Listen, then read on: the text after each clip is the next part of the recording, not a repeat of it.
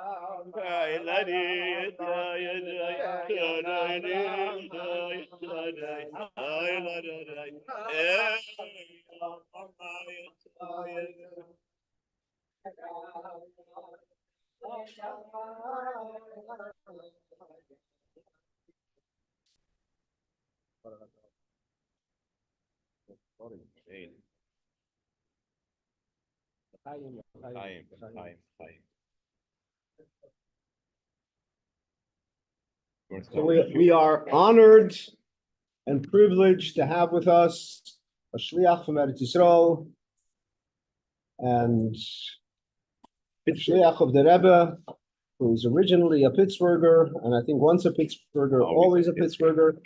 So a shliach, we have here a hechatimtza, a shliach in Eretz Yisrael. That's a Pittsburgher that's coming to Farbrengen with us. So he certainly has an understanding of Pittsburgh, and he's going to be able to inspire us with words of inspiration from Eretz HaKodesh, from Eretz Yisrael.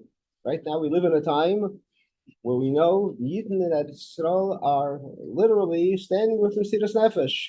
I mean, there are obviously around the country, around the world, many people that have been in Eretz Yisrael and for whatever reason decided during such times it's difficult to be in Eretz Yisrael and leave temporarily. But everybody that's there, in spite of the fact that what the world says and what people tell them, and as we know, what happened before the 6 Day War, before the Yom Kippur War, and many of them asked the Rebbe what to do. Should they go to Eretz Yisrael or should they leave Eretz Yisrael? And the Rebbe adamantly told everyone that this is the safest place in the world. But if you talk about the safest place in the world, it's obviously safe from the spiritual sense. Simply, it's safe physically. It's a question where to go. So, of course, you stay where it's safest. They announced in Eretz Yisrael now that this is the time to go to the it's called Mamad.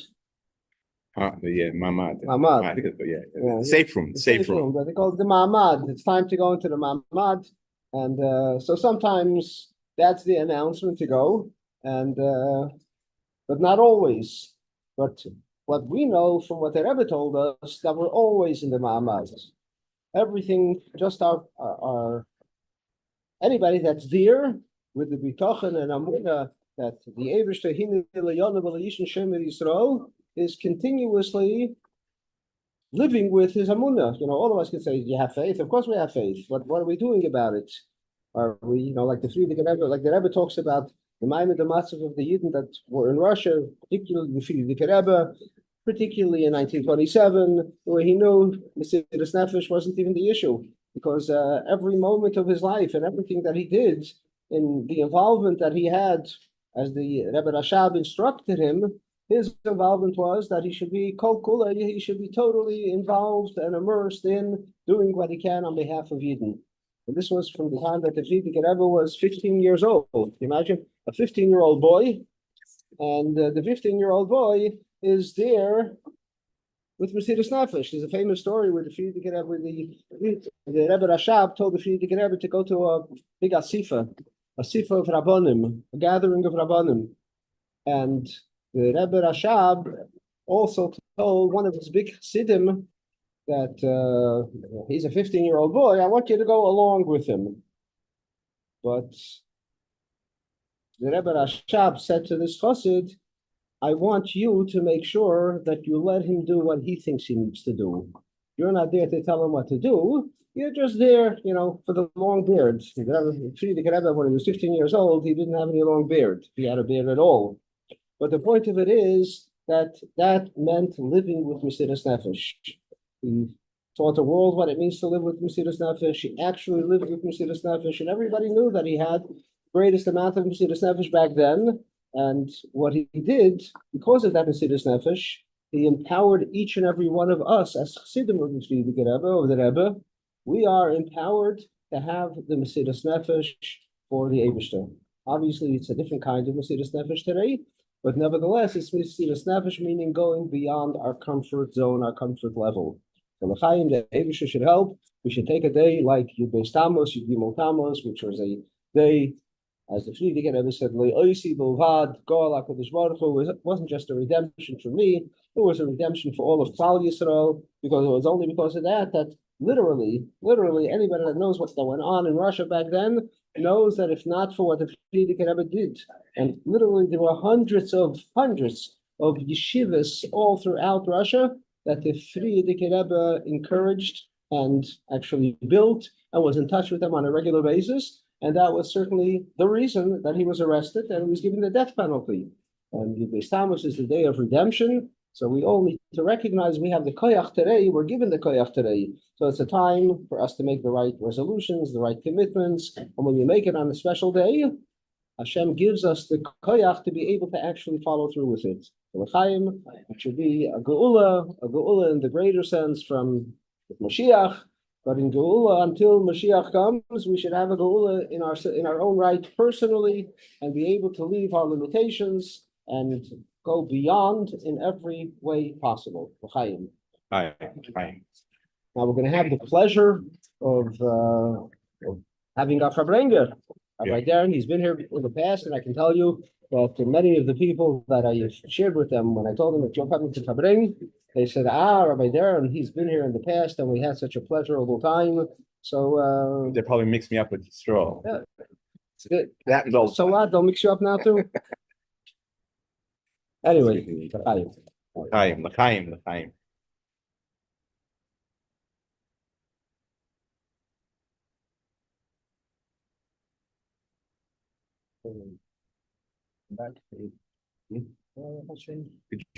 Gejumptif. I think I have a break at least in a letter. How are you? Always time for a kiss.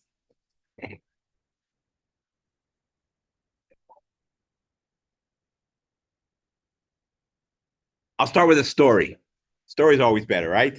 Story's always better. There's a personal story, and it has to be a lesson. Well, spoiler alert. I'm going to give you the punchline first, and then it's okay. A personal relationship with the Rebbe. That is to say that the Rebbe knows you personally. and that he means you personally, and today also. What do I mean by that? I was at a Farbrengen this year, the Leil Purim, and it was about 2:30 in the morning. It was in somebody's house in the neighborhood, and there were only about 3 or 4 people left at the Farbrengen. Myself, the balabos, another guy, one of our community members, was in the artillery force in Gaza, who had gotten away, but came home for the weekend or for a week or whatever, and one other member of the community was in the at the Farbrengen, 2:30, 3 o'clock in the morning. Anyhow, so this guy, the soldier, also part of the community, he was saying something amazing. Purim time already, politically things were already heating up in Eretz Yisrael back again, and so on. And he said something which I'm sure all of you have also noticed on your own. He said, you listen to the Rebbe's Sikha from 40-something years ago, and the Rebbe describes the situation in Eretz Yisrael, and the Rebbe is talking back in the 80s and the 90s, and describing the situation in Eretz Yisrael. And when you listen to the Sikha, it's so obvious that the Rebbe is just talking about exactly what's going on now in 2024.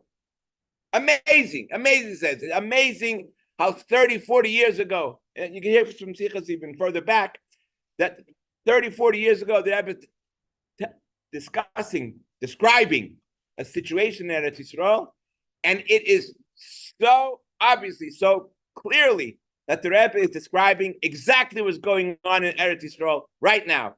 Amazing that the Rebbe had the foresight. And that was the gist of his point. And I was at the thing, and I said something which I later regretted, but I'll share that with you also. I said to him, listen, I hear people say this often, that the Rebbe speaks about a situation, especially politics in Eretz Yisrael, which a lot of people listen to those sikhas over again and see the pertinence and the accuracy of the Rebbe sikha as it is today, not something which we have to extrapolate from the history and translate it into today, but that the Rebbe is clearly describing a current situation of today. In any case, I said, that doesn't prove that the Rebbe has Ruach HaKodesh. Of course, the Rebbe does have Ruach HaKodesh. But when you say something like that, and say that 30, 40, 50 years ago, the Rebbe could describe a situation that's going to happen in 30, 40, 50 years and describe it so perfectly and so exactly, that's not a proof of Ruach HaKodesh. I later regretted my words, but I wanted to make sure, and I'll show you, but you have to understand what the problem is if you have to understand the solution. What did I say? What was my hypothesis? I said, listen, the Rebbe, he when he sees a situation, he sees the essence of the situation. And the Pittsburgh Rebbe actually describes this, that it's very important that a person, today they call it being present. And the Pittsburgh Rebbe is very, very positive and encouraging about this attitude, that in every situation that a person finds themselves, that they should be very aware of what's going on around them. And very aware, on the Rebbe's level, or as much as we could understand it, is to see the essence of a situation. So just for example, let's say I were to describe what's going on now, right? I'm at a Farbrengen. So I would describe what's at the Farbrengen. Okay, so we have some hummus over here. I can tell you what kind of mashka we have over here, and so on and so forth. And there were people sitting around the table. And so, 30, 40 years, in 30, 40 years, if I describe, somebody takes my words, they try to translate it to that Farbrengen, they say, oh my gosh, what kind of Farbrengen was that? Who had the Arbus at a Farbrengen? And what the hell was that mashka name anyways? It doesn't exist anymore. So So my words would not be so pertinent, and it would certainly be that nobody would accuse me of having Ruach HaKodesh if they hear my description of a situation 30, 40 years later. But imagine if the Rebbe would sit at this Farbrengen, and of course the Rebbe is here at this Farbrengen, and what does he see? He doesn't see exactly, if it's Johnny Walker or if it's Glenn Fidich or it's against this. He sees who's here. He sees what's going on. He sees in your eyes. He sees the feelings that are, I don't even know what the Rebbe would see on that level. But what the Rebbe would see here would be something, the essence of what's going on. And if the Rebbe would describe to somebody else, or if he would say in a Sikha, I was at a Farbrengen in the Lubavitch Center, and at that Farbrengen was again Azoy and Azoy, this was what was happening, this was what was going on, that essence remains. That essence will live. And the third Mirz Hashem, 30, 40, 50 years from now, this community, we all be together in Yerushalayim, Farbrengen with the Rebbe Mamish. And somebody would take a recording of the Rebbe's description of the Farbrengen the way it was in Pittsburgh 30, 40 minutes ago, and it's exactly, he's describing today's situation, because the essence doesn't change. The essence is there. That was my hypothesis. That Lav Dafka Ruach HaKodesh. Not Chas v'Shalom. I didn't say the Rebbe doesn't have Ruach HaKodesh. I said that description, when the Rebbe describes a situation, that's not necessarily Ruach HaKodesh. It's being able to see the essence. That was what I said. Anyhow, somebody else, Mamish, walked into the Farbrengen 2:30 in the morning. A guy comes in. He says, "I have a story for you guys. I just heard it. Unbelievable. What's the story?" He tells the story like this. He says he just heard it from somebody. I'll say the names if it means anything to you or whatever, but it'll just make it easier for me to say instead of just in case I don't get the pronouns right. I'll use the proper names. So a guy walks in. He says, "I just heard a story from Yossi Kaplan." Yossi Kaplan is a shliach in wherever it is. I'll remember in a few minutes. Anyhow, Yossi Kaplan told him a story. He says Yossi Kaplan is about he's in his 50s, maybe 60. Just so you know, like how the story works back. Yossi Kaplan told him a story that started when he was a bocher in yeshiva by the Rebbe in, I think, Tafshin Mem Zayin or Tafshin Mem Ches. One of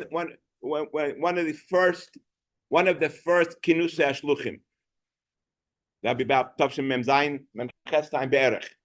He was a bocher in yeshiva at the time, and Shabbos of the kinus, the Rebbe spoke at the Farbrengen that an amazing thing is here, that there's shluchim, that Baruch Hashem, I think I said, I don't know what the exact wording was, but that even though things are rough at the beginning, but after, I think the Rebbe's language was, after 10 years, statistics show that all the shluchim, after 10 years, that the things iron themselves out, and they begin to live a more, these are my words, a more comfortable life. That is to say that even though that's going on a shlichus could sometimes be very rough ride in the beginning, the Rebbe's message is that what we see is that by 10 years, things work themselves out and the situation gets better for the shluchim. Yossi Kaplan tells a story that he had a friend who was a classmate of his this is 19, the member class would be 88, 87, 88, 1987, 86, 87, 88, whether it's Mem Zayin, Mem Ches. He had a classmate that was with him, and that classmate wrote into the Rebbe after Shabbos. I don't know exactly why he did this or what, but he said it was in a chutzpah way. And what he wrote to the Rebbe is that it's not necessarily 10 years. Sometimes it's 15 or 20. That's what he wrote to the Rebbe. Now, I'm not sure. At the Sikha, the Rebbe said 10 years. What I heard was, I didn't look it up and see that when afterwards, after the Farbrengen, they write up the Farbrengen, they send it into the Rebbe to edit it. The Rebbe goes over and comes out what's called Muga. Edited, this is the Rebbe's edited, verified version. When the Sikha came out, they wrote 10, whatever, and the Rebbe corrected it to 1520. I'm not sure if that, I didn't check it yet. That Rebbe said 10. It's verified. Exactly what came out that the guy wrote in 1520 is verified. Whether the Sikha Mugad, but anybody can look that up. It's a Membod Zayin Mches, one of those years. Anyhow, that's the beginning of the story. A few years later, this bacher goes back, he gets married, and he goes out on shlichus. And he's having a rough time. Things are going very, very, very rough for him. Baruch Hashem, he has classmates that they stay together, and as the Yossi Kaplan told me, he said that that the classmates would get together and that but financially would help this guy out over the years, 1 year, 2 years, over many, many years, whenever they would get together by the Kinus HaShluchim, because by now all these guys are married, all these guys are Shluchim in their own right. They're all coming back to the meeting at least once a year, maybe more, whatever.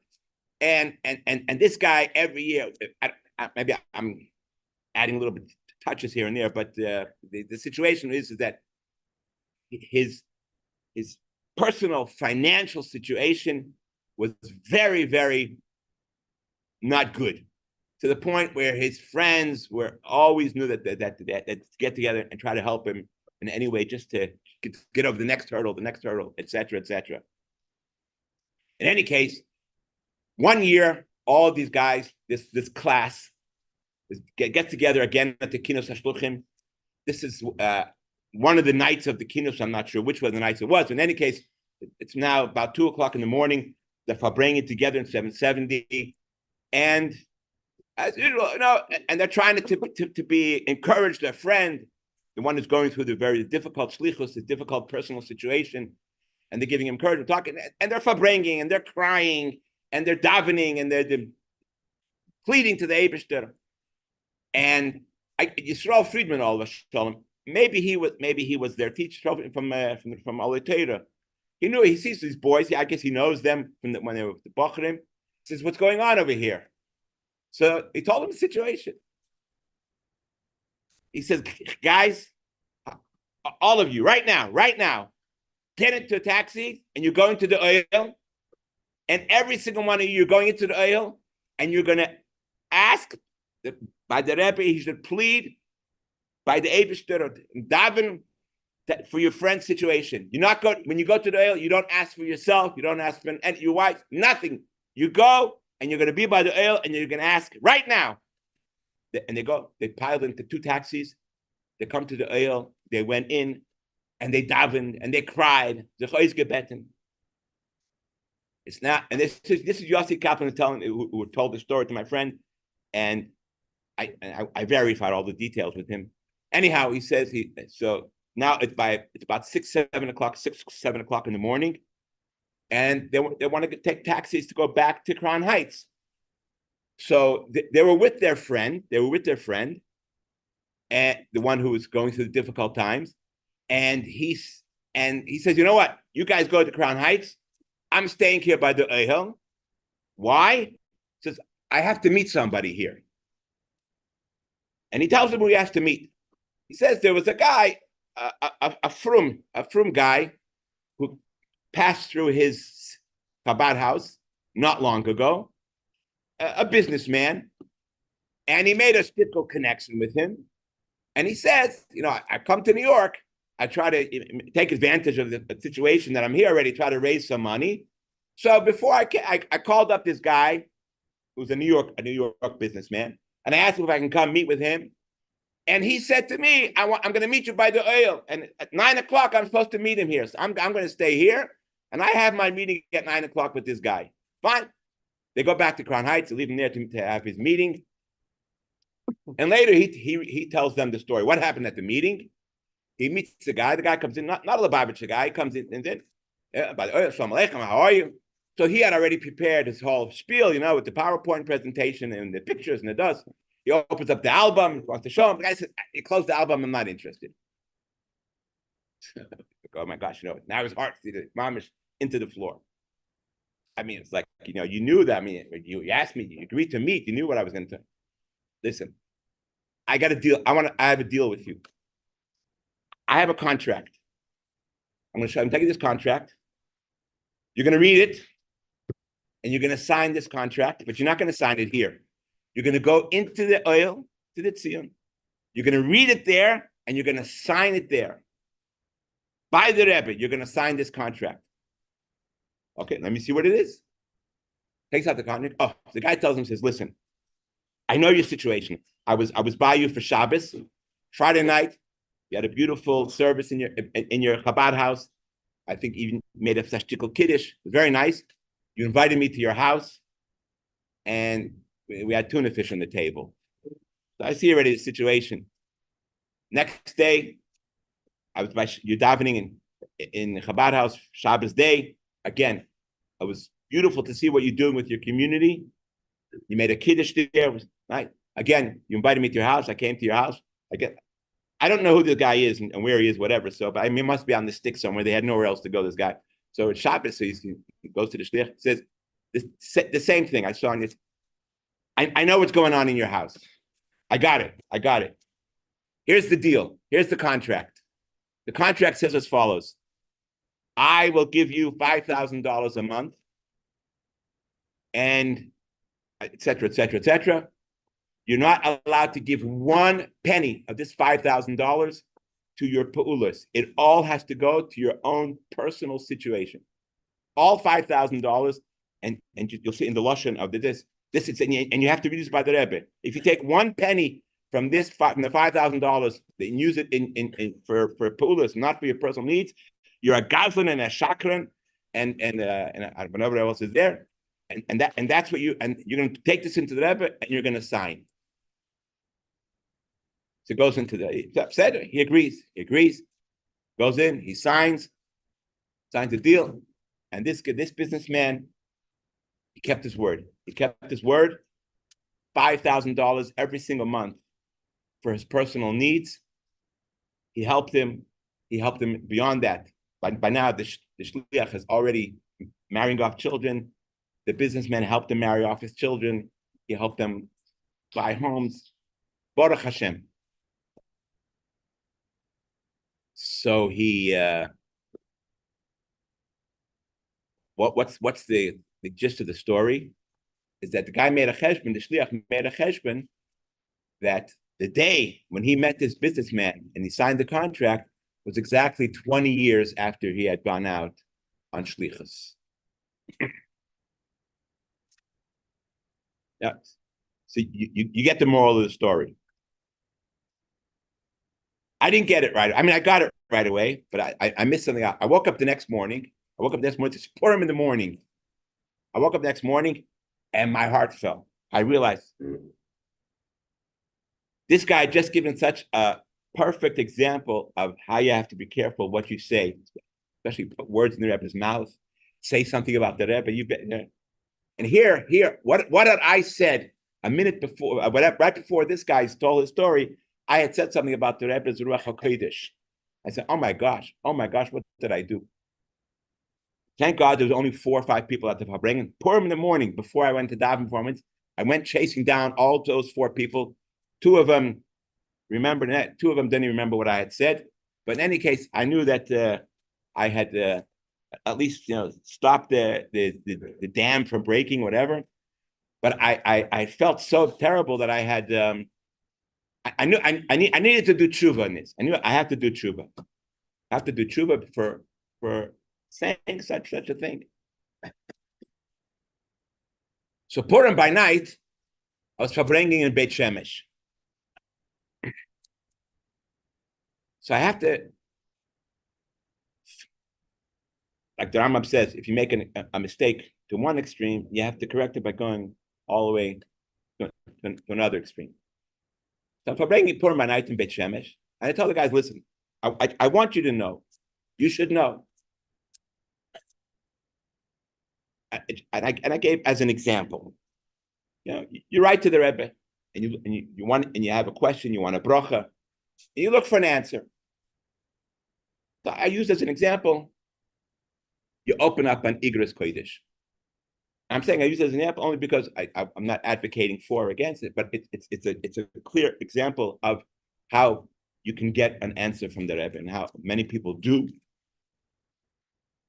And so you open up, and especially in the crowd that I was talking to there, they were very familiar with what I'm talking about. In any case, I said, you got to answer from the Rebbe in the Igros Kodesh. Does the Rebbe mean you? Or is this an answer to somebody else? And Ashkacha Pratis, since that you get the same answer that this guy gets, or it's similar there. However, the Eibishter Ashkacha Pratis, or the Rebbe's intervention that you should open up exactly in the right place, get this.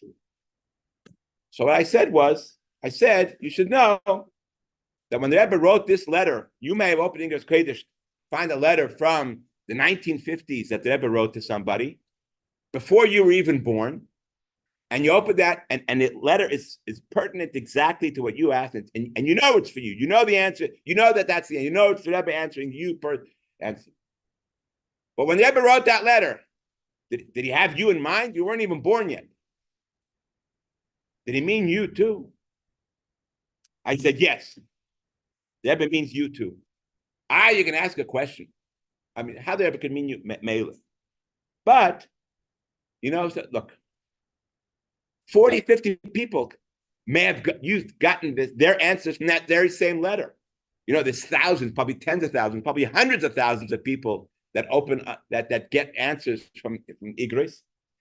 For sure, many people have gotten their answer from the same letter. Just statistically, I don't know this for sure, but statistically, if tens or hundreds of thousands of people are doing it on a daily basis around the world, and the only shelf is this big, for sure people. So the Rebbe wrote the letter to Pliny. The Rebbe had in mind when he wrote this letter that in 2024, stuff shouldn't pay Dalit. Pliny ben Pliny is going to need an answer. I'm writing this now, and I have him in mind, and I'm writing it, and it's for him, it's for her, it's for him, it's for her. Absolutely 100%. Absolutely 100%. Where do we see such a thing? We see by the Rambam. Rambam wrote, also, what we have from the Rambam is a limited amount of volumes of the Rambam's writing. How many pilpulim have been written about the Rambam's writings? I don't know. It's limited technically, but it's unlimited in fact because it's still going on. And there's libraries. There's libraries, not shelves. Libraries can be filled with the books of writings. What did the Rambam mean when he wrote this? When he wrote that?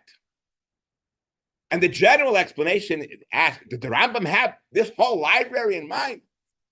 Seemingly impossible. The answer is no. It's not impossible. But the Rambam wrote with Ruach HaKodesh. And now, what does that mean? The Rambam wrote with Ruach HaKodesh. And if anybody wants to slug me up, you can try. I mean, I'll be happy. I mean, I won't be happy, but I'll be happy. But I tried this out already on several different crowds, and Nobody slugged you up. Nobody slugged me up yet. Maybe. It's not when we say the Rambam wrote with Ruach HaKodesh, it doesn't mean that the Rambam had his limited what our understanding of how much the intellect can carry. The Rambam had that much in his mind, and the Ruach HaKodesh directed his pen to write the words exactly in this way, beyond his own personal understanding, and that the Ruach HaKodesh did know the libraries, right? And nobody's going to argue that the Shekhinah, who directs the Rambam's writings, the Ruach HaKodesh, that the Shekhinah had in mind the whole libraries. Nobody's going to disagree with that. Nobody can argue and say, oh no, that's too hard to read. That's a no-brainer. So when we say that the Rambam did not have in mind, but it was the Ruach HaKodesh, what we're saying is like this. How could the Shekhinah possibly have all of this in mind? Now, but then, the Shekhinah, on the Shekhinah it says, Ki loy machshavosai machshavoseichem. My mind doesn't work like your mind works. And Chassidus Tanya, Chassidus Neder is full of this on the depth of what that means. It's not just that my mind is a supercomputer or whatever, but it's like it's not even a different league, it's a different sport.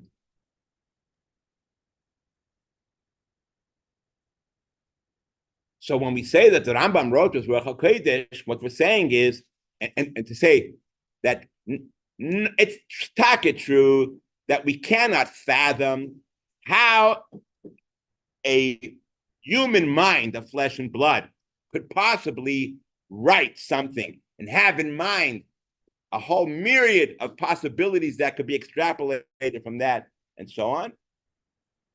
But since the Rambam writes with Ruach HaKodesh, and the Ruach HaKodesh, everybody's going to agree that the Shekhinah did have in mind. So the Rambam on that level, he did have in mind. But that's beyond us already. So that's why we put it there. But it's not that it wasn't the Rambam's. It's not. It's the part of the Rambam that we cannot understand. But it was his. Ruach HaKodesh was to him. How he could possibly have all that in mind, we don't know. We also don't know how the Shekhinah could possibly have all that in mind. We just figure, okay, the Shekhinah is a supercomputer, so he could do it. But when you think about it, that's not an explanation. That's just pushing it out of your responsibility to understand. And you can't understand. And you're not supposed to understand.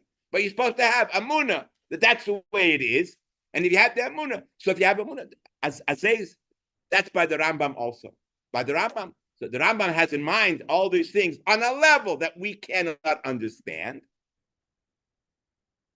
But that's the general accepted explanation is, yes, the Rambam did have it in mind on the level of Ruach HaKodesh. All of those seemingly impossible amount of details. Al derech zeh, when the Rebbe writes a letter in 1950, and in Tavshin Pei Dalid, somebody is going to open that letter and say, "Oh, this was an answer to me." Yes, and maybe 30 people got this that's on the same day. Yes, the Rebbe had you in mind, and you in mind, and you in mind, and he wrote it with this. Yeah, well, we can't understand how and what and when, but on the level of Ruach HaKodesh, yeah, it was the Rebbe, and on the level that we don't have, but he meant you. He meant you. He meant whoever it was that it was direct to. Whoever got their answer, the Rebbe meant it. So I'm thinking, this is what you see already. I'm pushing to the other extreme. So at this Farbrengen, I'm waiting for somebody to say maybe come up with a counter argument.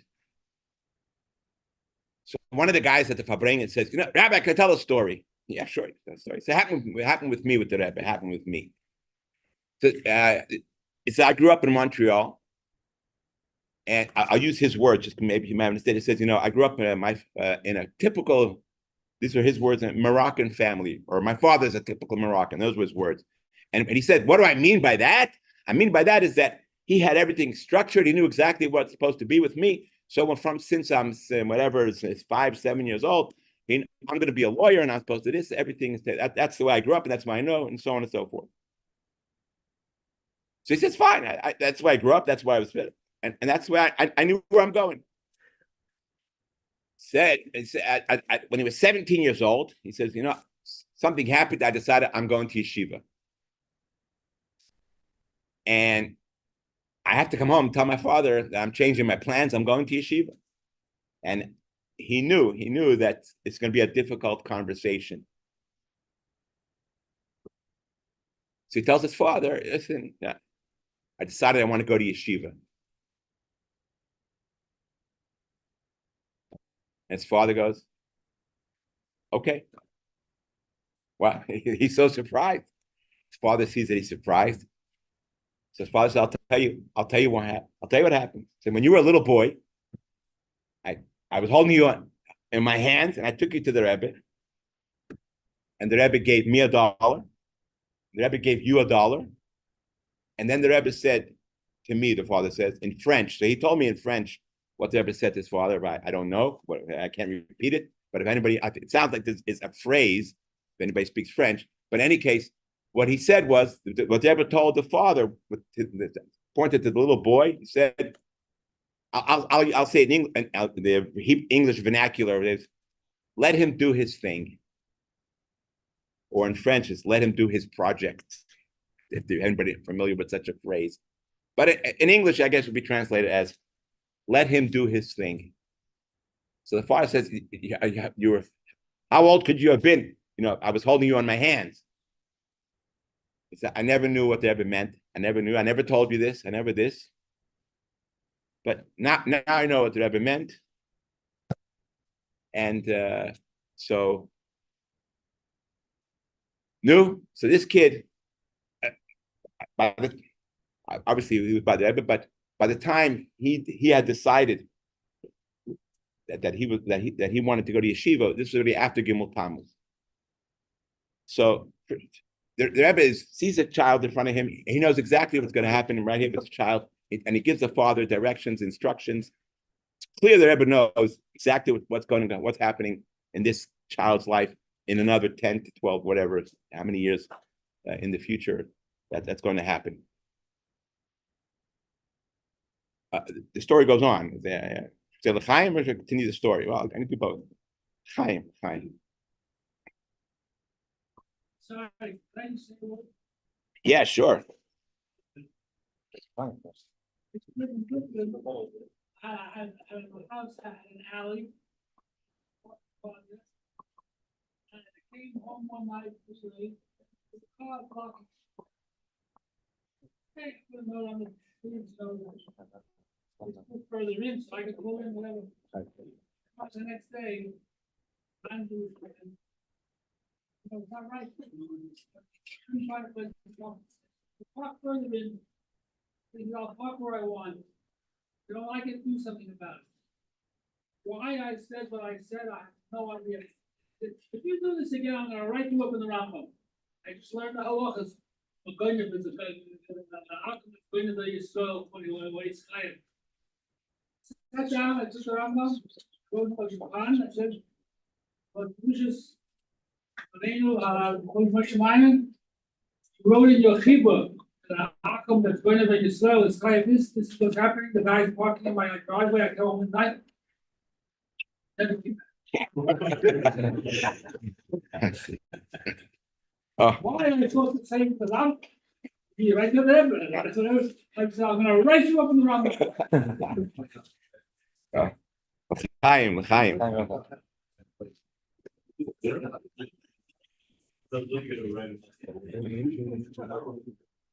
Who was in the Baal Menagin?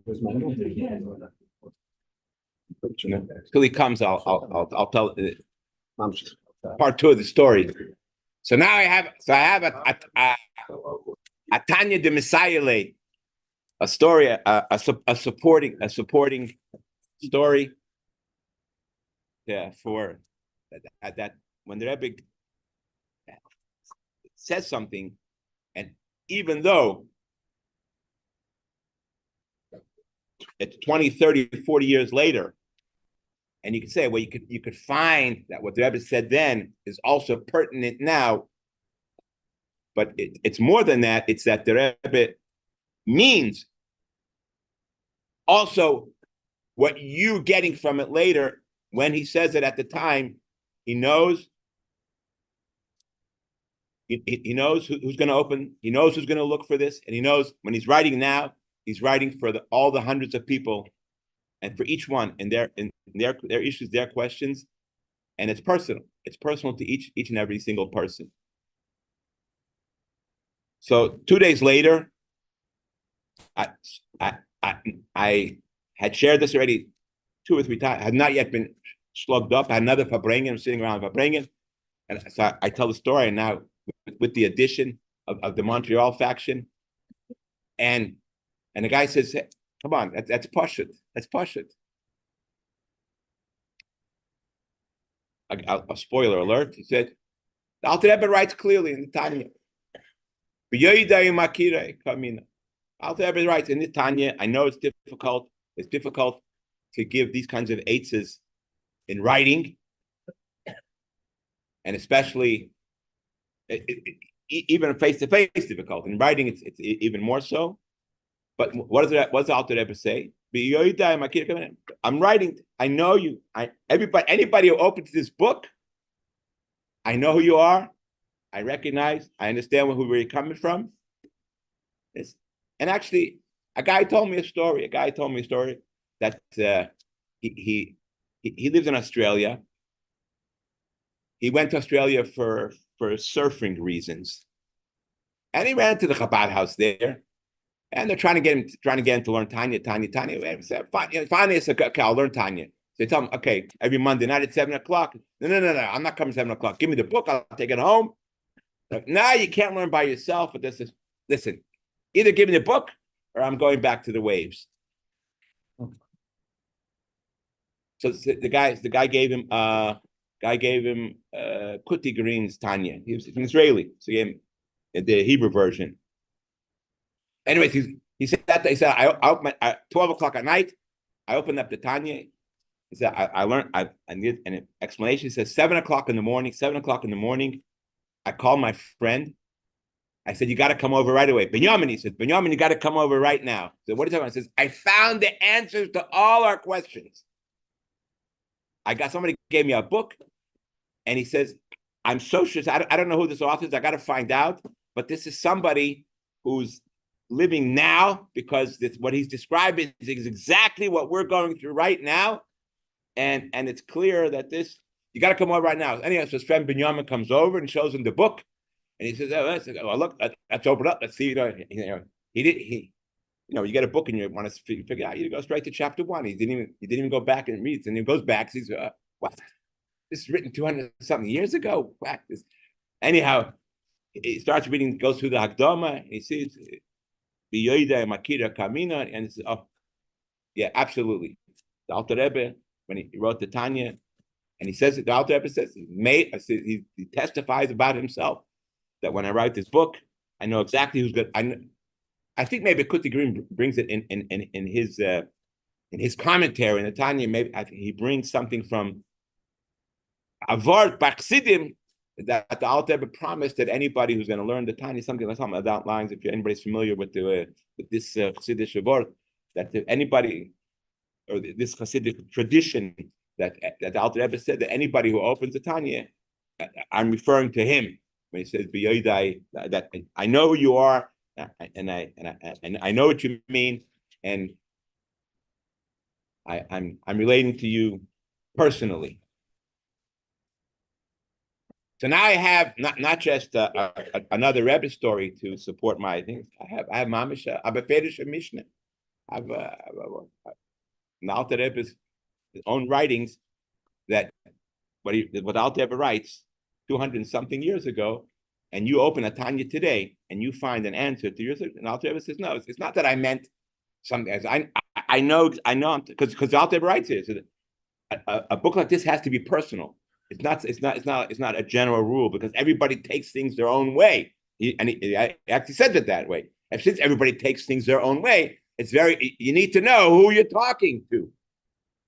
And that's why when you give these kinds of advice on that level to individuals, it has to be personal. So the Alter Rebbe says, so nevertheless, I'm doing it because it's personal. I know who you are. I know exactly who you are. I'm writing here. And so the Alter Rebbe writes.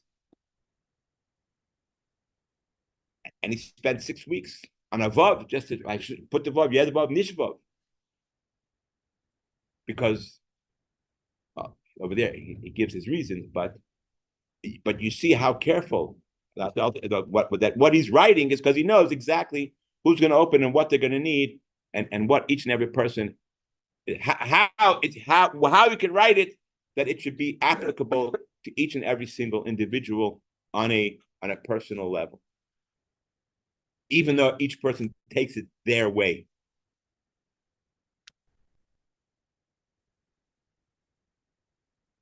So a week later, I now have in my packle quiver of arrows supporting my hypothesis. Tammuz Farbrengen in Mayne Yisrael in Bnei Brak. These Mayne Yisrael in Bnei Brak is it's an organization. It's Lubavitch Hasidim who grew up and went to yeshivas and so on, not in other Chassidish yeshivas. So it's Chassid, it's an eclectic crowd of a bunch of different guys from all different. What's the description for Mayne Yisrael? Chassidish guys, non-Baal Shem Tov Chassidim, that are now all learning Tanya, and they're getting a personal relationship.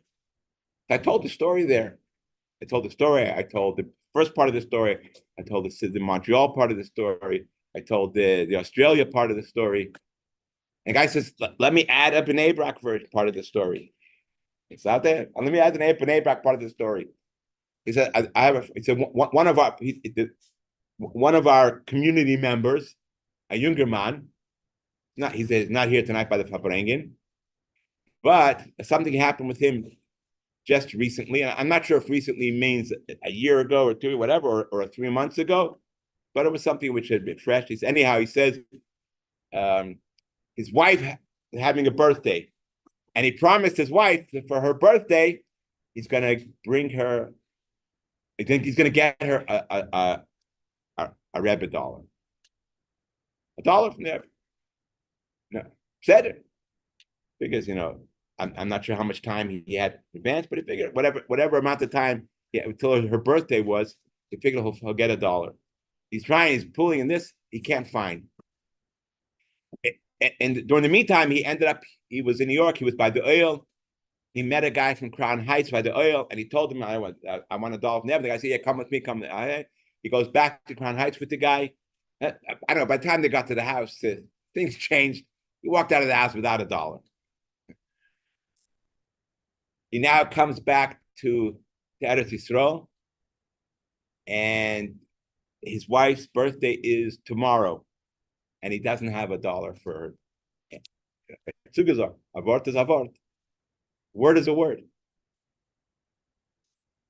So he's running up and one of his neighbors, Bnei Brak, they're all from people, not all of them Mayne Yisrael, but one of his neighbors says, what's on your mind? What's troubling you? He said, what do you tell her? I promised my wife, some of these guys not a Lubavitcher, maybe he won't understand. Promised my wife a Rebbe dollar and I don't have it, and her birthday's tomorrow, and does, but nothing. Tell me what's about this. So he tells him, come with me. So I was by the Rebbe. This story happened recently. So this guy had been by the Rebbe, obviously, talking about several decades ago. So I was by the Rebbe once, and he gave me $1 from me, and then he gave me another $1, and he said, these are the Rebbe's words, he said, give this for a Yid in Eretz Yisrael. So if the Rebbe would give one of us $1 for a Yid in Eretz Yisrael, as soon as we touch the ground, right after you kiss the ground, you look for a Yid and you do the shlichus, right? He's not a Lubavitcher, so he didn't really feel as if he had the responsibility. And matter whatever it is, I mean, he pushed it off or delayed it, didn't know. But as he remembered, he said, the Rebbe gave me, he said, this is for a Yid in Eretz Yisrael. No. I don't know how old this guy is, or the guy who got the $1, but it's possible that he wasn't even born But when the Rebbe gave this guy the dollar for a Yid in Eretz Yisrael, who certainly wasn't a Lubavitcher at the time, certainly in this.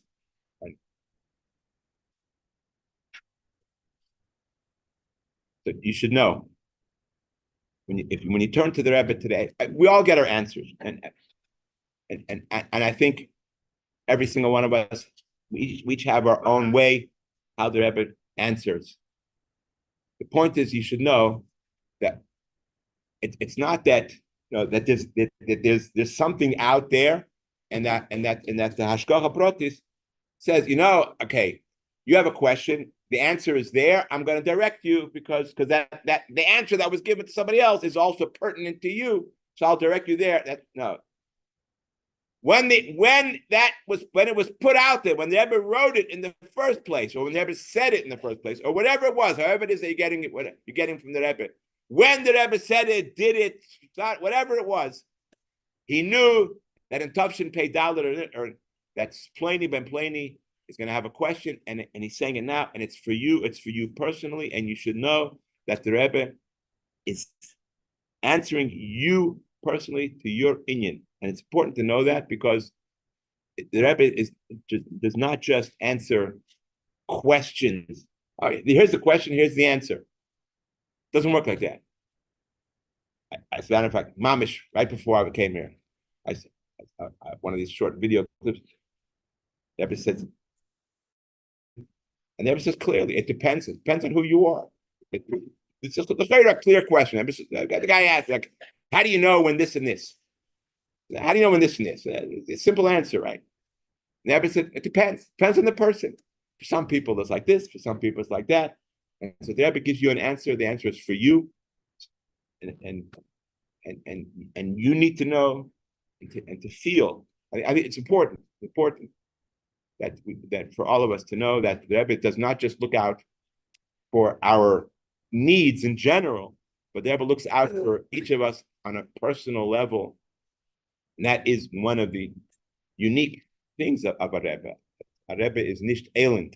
Once upon a time, as I says in Hayom Yom, the Rebbe, the leader of the community, he had his thing, but he didn't get involved in people's personal lives. They didn't care. He wasn't involved in his personal life. He wasn't involved in their personal life. Now, of course, they came to him with questions. You open a Shulchan Aruch and find the answer. It's true. Shulchan Aruch, you have to know who's asking the question. But there's a deeper level. The questions that we ask the Rebbe are questions which are deeply personal to us, and the Rebbe knows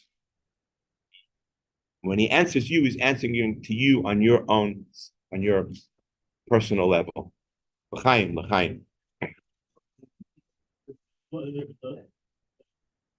Oh, yada, You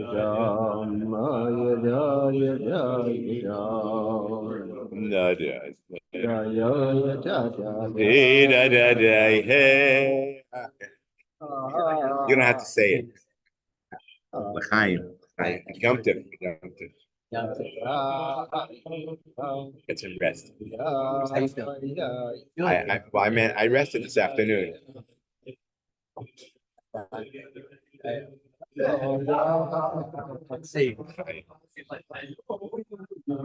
Hang in there, muscle.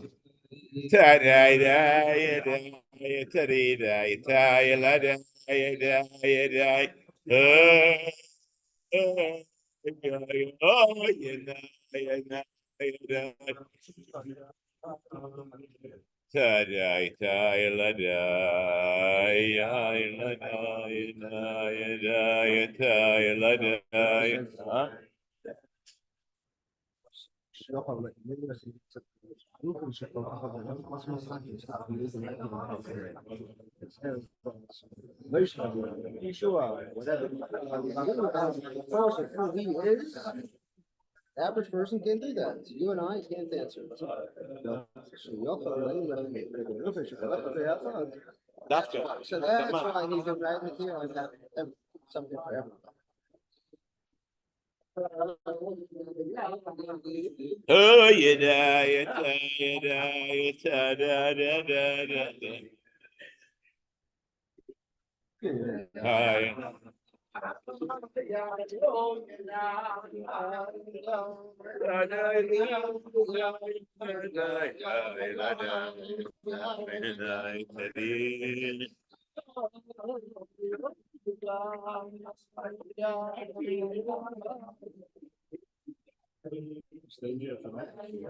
For Monday. Monday. On Wednesday.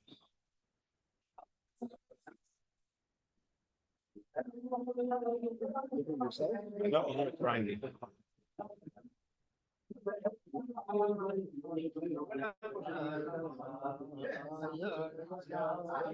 We stopped in Rome on the way here. We've been in Rome for 2 days. They weren't there. They weren't there. No, it's like I got final already. Where to eat? When they come back down. Somebody's there now. But also not in Rome. That's good. It's not far from here.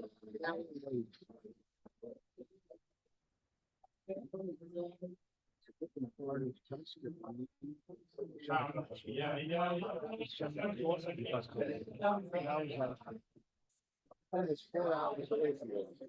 At least it was just an hour. What's his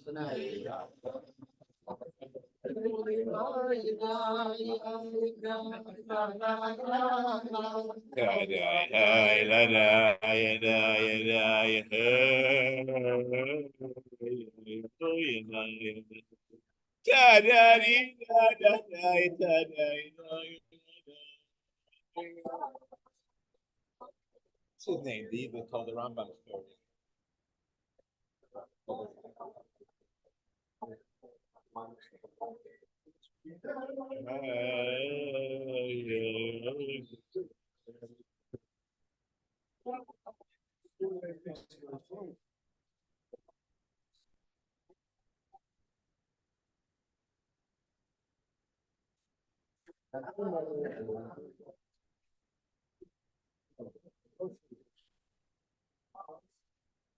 Bisham on a Shemesh Yadlik, Shemesh Chametz Yadlik.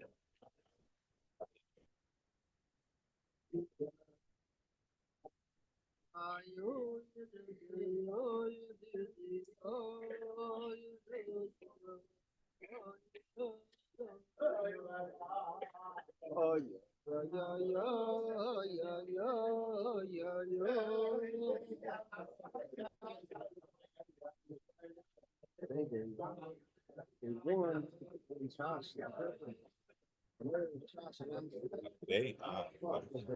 Today, the army's about to do something.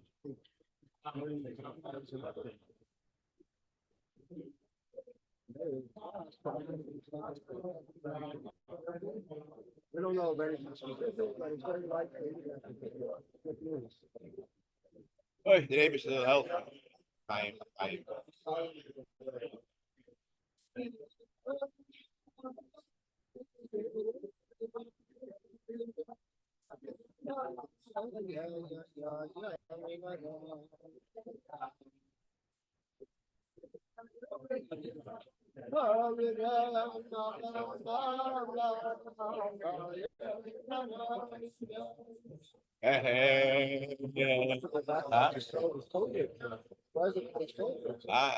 You don't like that.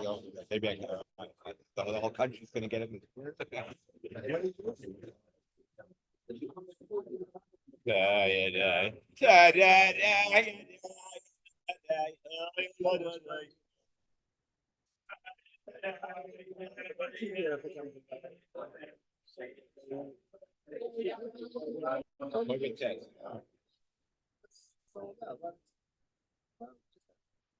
Biden has it.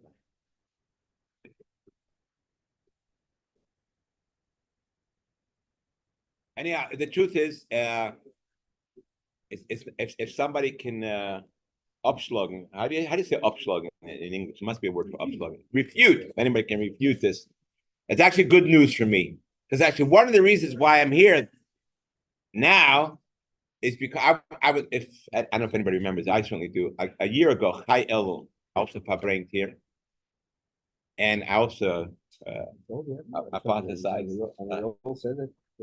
Enjoyed it so. And slowly, my beloved nephew. He refuted my whatever I said, but he didn't do it later. He sent me a refutation. So I have to come back here. So one of the reasons I came back is I need to rectify something which I said last year. So I'll just say quickly what I said, and also quickly what. So Strawley, just I told you before, if you're gonna schlub me up, I'm gonna have to come back again next year. No.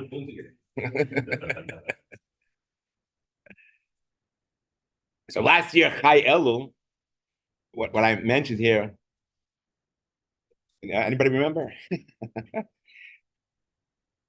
Chai Elul, it brings Chayus. Chai Elul is the day that brings Chayus into Elul. Okay? Elul is serving the Eibishter and Tshuva, V'chulu. So as the Rebbe very often quotes, that Chai Elul brings Chayus. Chai Elul is the day of the Alter Rebbe, the day of the Baal Shem Tov and the Alter Rebbe, and at the Baal Shem Tov and the Alter Rebbe, when you learn their teachings, that brings a Chayus into Elul. What is a Chayus? So I translated it then. I mistranslated it then. Chayus is that when you're excited about something, right? So you would think that what the Rebbe's message is when the Rebbe says that Chai Elul gives Chayus is that when you learn Chassidus, is that it gives you excitement about Yiddishkeit, about Torah and mitzvahs, about Avodas Hashem, about Tshuva, because you could do all these things without excitement, and you could do these things with excitement. And Chai Elul, the Baal Shem Tov and Alter Rebbe, give you excitement. Or as somebody mentioned here, it's like, right, we should be so excited about davening like we are, like we can go to a Steeler game. Just give you an example of what you sometimes do with chayus. So we had that chayus. So what? So that's the challenge. The challenge is to make somebody would have said, it's hard to daven 3 times a day. I mean, you do it, but it's hard. Why is it hard? Why is it hard? It's boring. We said in the morning, we said it in the afternoon, in the evening, yesterday, tomorrow. That's how much better. He says, the davening is not boring. You're boring.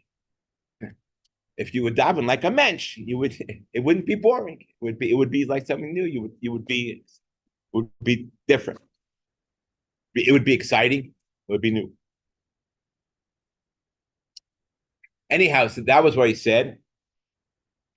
And then Charlie sent me a recording of his father, Label Altein, Lang gesund. Hab nachas von alle Zeitzoim.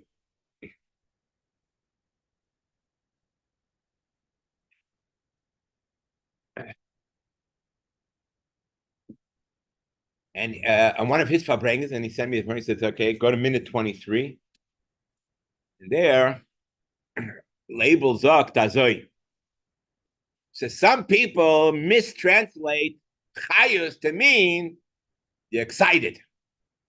Excited about something, you have a chayus when you do it. But when you think about it and you examine it clearly, chayus is not excitement. Chayus literally means life. What's life? Life is when you breathe. Nobody's excited about breathing. You know when you're excited about breathing?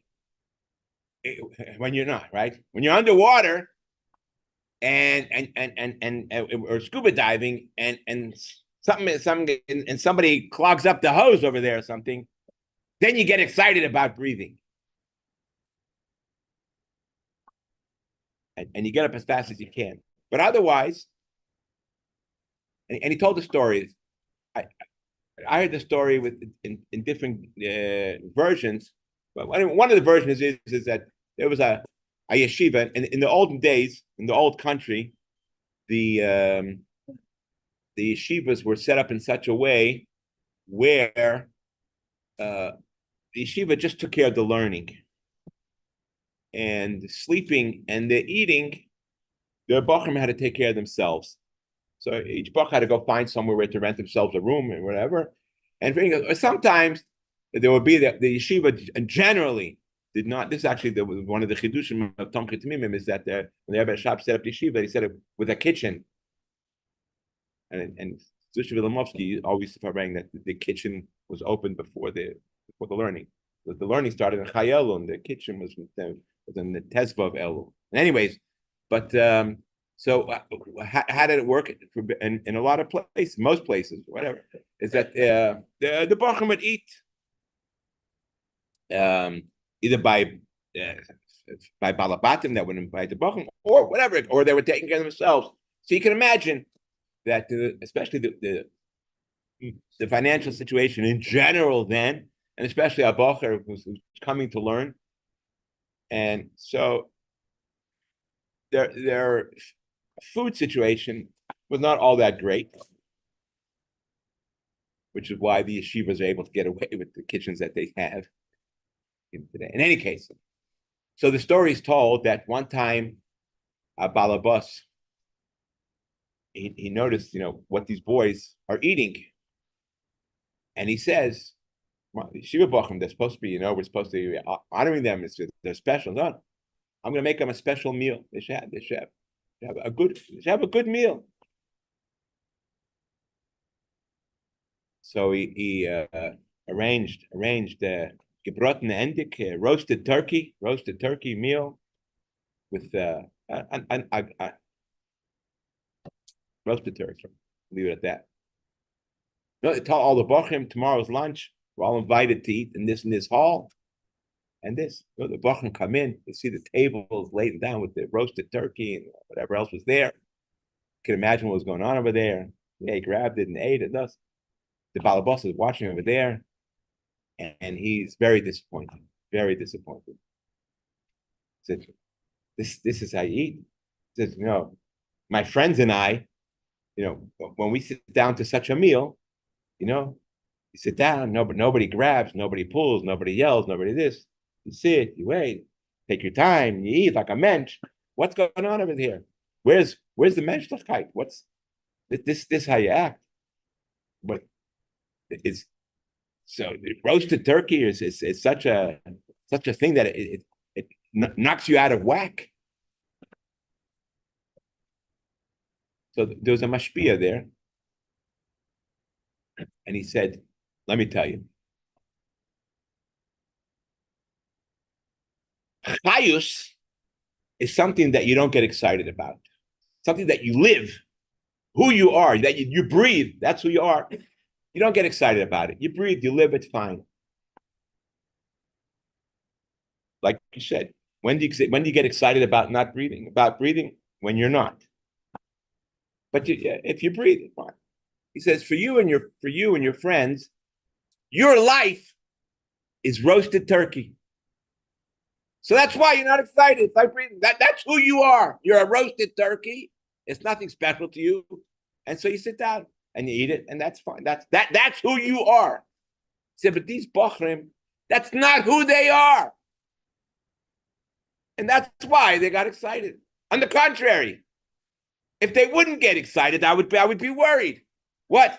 This is so natural for you. That's who you are. That's your chayus. That's your life. That's your breathing. For them, it was something totally out of the order. It's not who they are. It's not what they want. It's not what they're looking for. It's not what it is. Yeah, but for you, it's your chayus, and because it's your chayus, therefore you're not excited about it. You should be ashamed, not them. In any case, so what does it mean, the archayus? And the Rebbe says this so many times in different words, like a fish in water. A fish in water, he swims, he's happy. Teda for us, supposed to be like mayim, teda, mayim chayim. We should be like, the Rebbe says, we should be like fish in water. That's where we want to be. And while we're there, we don't have to get excited. We don't have to be this. But chas v'shalom, if we are separated from it, then we start flapping around. I need to get back into the water because that's where my chayus is. So chayus is not necessarily to know that you have to be excited about something, but it's actually something much more deeper than something, because you get, what do you get excited about? You get excited about the things that are out of the ordinary. And the whole point of Chassidus is not that you should be excited about Torah mitzvahs. The whole point of Chassidus is that Torah mitzvahs should be your life. That should be your breathing. Now, what does it mean you get excited? Sometimes the Eibishter puts us in a situation where we have to deal with other things. We have to go. We sometimes have to tear ourselves away from sitting in Farbrengen, or from davening, or from learning, or from being actively involved in mamish in Torah and mitzvahs and yonim, and we have to go. Baruch Hashem, we have to do other things. So while we're there, we should be shaking and flapping around. When can I get back to the Farbrengen? When can I get back in the davening and learning? That's chayus. Chayus is that as long as I'm there, I'm like a fish in water. When I'm in shul, I'm like a fish in water. When I'm learning, I'm like a fish in water. When I'm doing Torah mitzvahs and mivtzoyim, b'chulu, I'm like a fish in water, swimming around comfortably. This is where I am. That's my life. And every time, and every time that we're pulled away, and sometimes al pitera we're pulled away. The Eibishter gives us sometimes many things that we have to do on our daily schedule, where we're taken away from our chayus. And we should know that now we're uncomfortable. Now I need to be excited. I need to be excited about getting back into my natural habitat, which I need to develop so that I feel, and I realize, well, it is the truth. Maybe I don't realize, I don't feel it, that my natural habitat is Torah, mitzvahs, davening, learning, Farbrengen, afotzas hamayonis, giving the Rebbe nachas, v'chulu, v'chulu.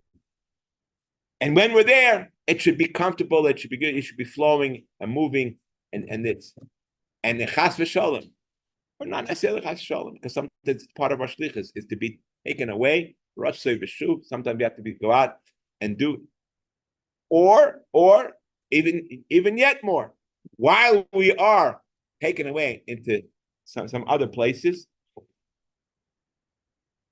I go off on a tangent, but it's very pertinent. Dafka with in Yud-based Tammuz. Yud-based Tammuz. What happened? Yud-based Tammuz. The Frierdiker Rebbe was the news of his geula. The Rebbe writes something very interesting. What was bothering the Frierdiker Rebbe when he was in jail? What was mitzad his aveda? On the contrary, he was now. The Frierdiker Rebbe himself writes. He said, I was in jail. I was in prison 7 times. And then he uses terms, something like this. I cannot deny the pleasure I had from the 7th and the most harsh of my imprisonments. Those are the words, the hana. I cannot deny, or I will not deny the pleasure, the hana that I had from the 7th most harsh imprisonment.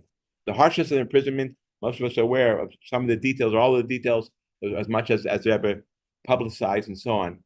What's the hana? What kind of pleasure?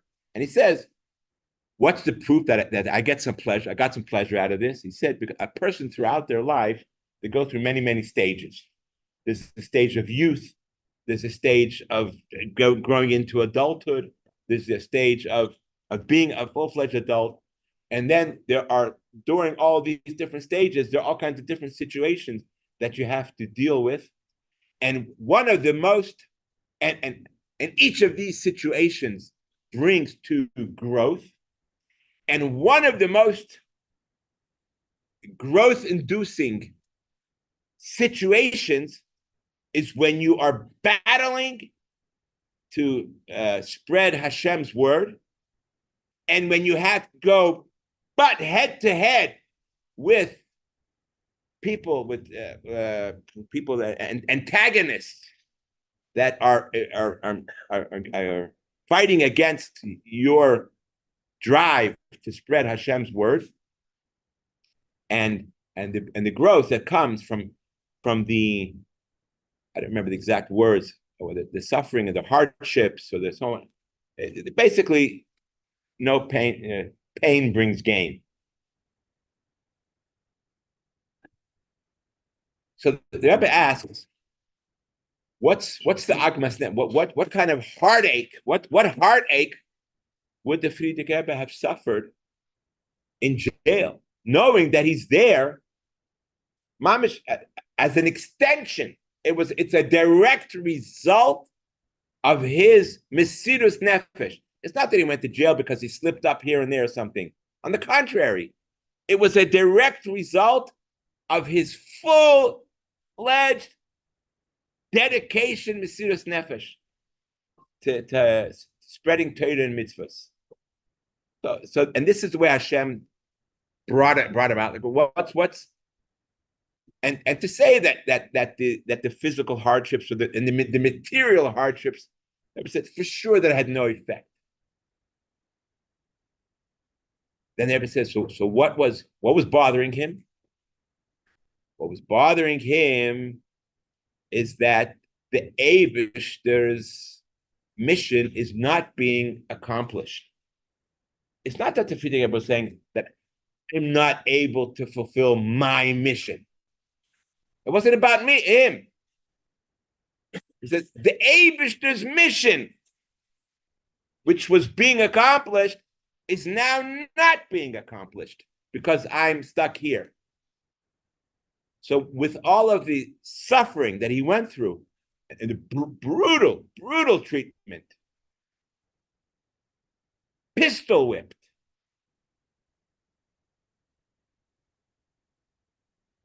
that was not his worry.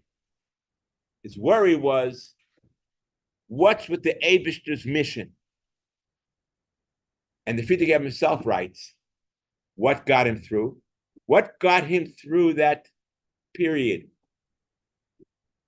That he realized that there's something that I can do dafka here. Because I'm here, there's something about the mission that could be accomplished more so because I'm here than if I would not be here. And one of those is that the hisoidus, the awakening by the Chassidim,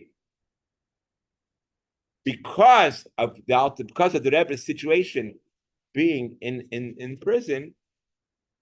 So besides what he himself was able to do there, what he would not be able to have done somewhere else, the dira betachtenim, to be able to live God's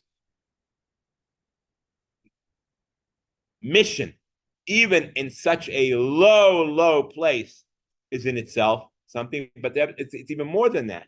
It's that what he managed to affect outside by the Chassidim that were not in the prison, that he was with them yesterday, but he wasn't able to awaken them and arouse them on such a level that by being in prison, he was able to bring them to something even higher. He got them, the Chassidim, to be. So first of all, there's that message for us to know, is that we need to turn this into something that brings us to a higher level than we were before. But the point I wanted to mention was that just like the Rebbe, when he was in that situation, he was taken away from being able to fulfill Hashem's mission. So when we are let's say we get ourselves to a level of chayus, we get ourselves to a level of chayus where, when I'm diving and learning, that's when I'm most comfortable. I'm most comfortable when I'm diving and learning, like a fish in water. Now it's like breathing me. And if I'm not diving and learning, it's like I'm choking. It's like somebody cut off my oxygen.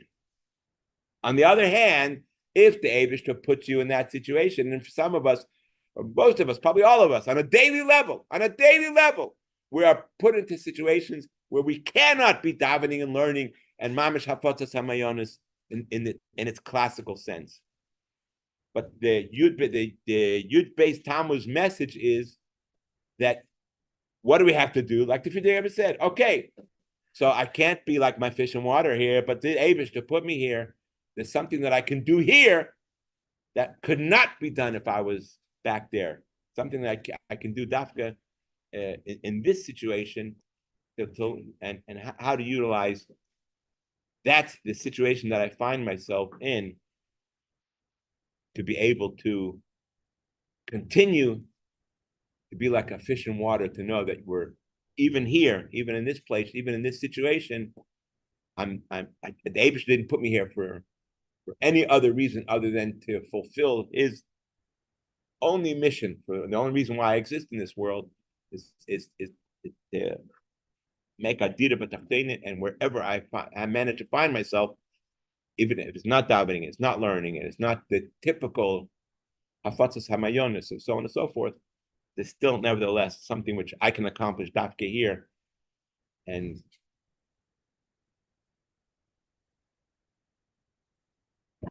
sometimes we have to daven. The Eibishter should show us what that is. Sometimes we know what it is and we avoid it. Sometimes we know what it is and we embrace it. L'chaim, we should embrace it, and we should be better and better at it. And dafka, sometimes that's the imprisonment that sometimes we have to go through on a daily level. And dafka, because we're in prison, we're able to accomplish certain things that we cannot accomplish even by a seditious public. L'chaim.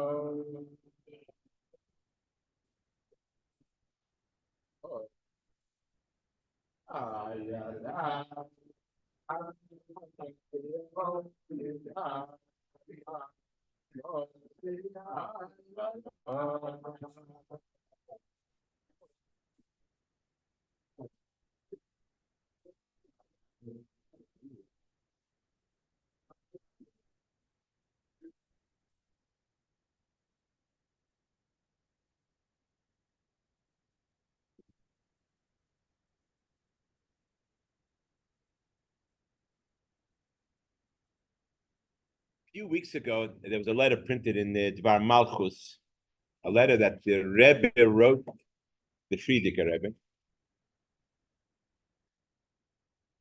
Very interesting lashon there. It was not too long after the Rebbe's were, sometime in the or early tzaddiks. The Rebbe writes to the Frierdiker Rebbe, thanking him very much for the letter that he got from the Frierdiker Rebbe. And this is the interesting lashon the Rebbe writes there, is that I'm lacking certain understandings about certain historical inyonim and Hasidim, which I really, really appreciate that you fill me in on these things. In any case, Rebbe writes that one of the things that I'm puzzled about is that in the Alter Rebbe's times, there was the famous expression they just said that miracles were, rolling around on the floor, like the gold on the ground in America. Nobody bothered to bend down and pick them up. So the Rebbe asked the Frierdiker Rebbe, he asks, Mela, I can understand why in those days that would be a pertinent approach, because they didn't need it. In other words, miracles, the effect that miracles have on a person are more superficial. And in those days, people were very pessimistic, and therefore they didn't need, even though it's a positive effect that the miracles have, and then the observing and knowing and learning about the miracles that the Rebbe does, because it's more of a makiftik, a superficial effect, so they didn't need it. They were more previous. But the Rebbe writes, in today's day, where people are not that pessimistic, and people need even this level of a superficial inspiration, it was still very important. So why are we not? That's Rebbe's letter. The question, I don't know if the Rebbe answered or not, whatever. But Mabit Ba'ashkocha Pratis, in that very same week when I saw that letter in the Dvar Malchus, I saw something that in the Yale's book. And there he writes, he explains a letter that the Frierdiker Rebbe wrote about this Indian, about miracles. And in that letter, the Frierdiker Rebbe writes that there was a mashpia in the times of the Alter Rebbe, a mashpia of the name Reb Leib, mashpia Reb Leib. And the Alter Rebbe, he set up, that it was very mesuder. So Reb Leib was one of the mashpiyim, and his job was to oversee a certain group of Jungelite, and to make sure and to keep them on track and to follow their progress and what a mashpiyah is supposed to do.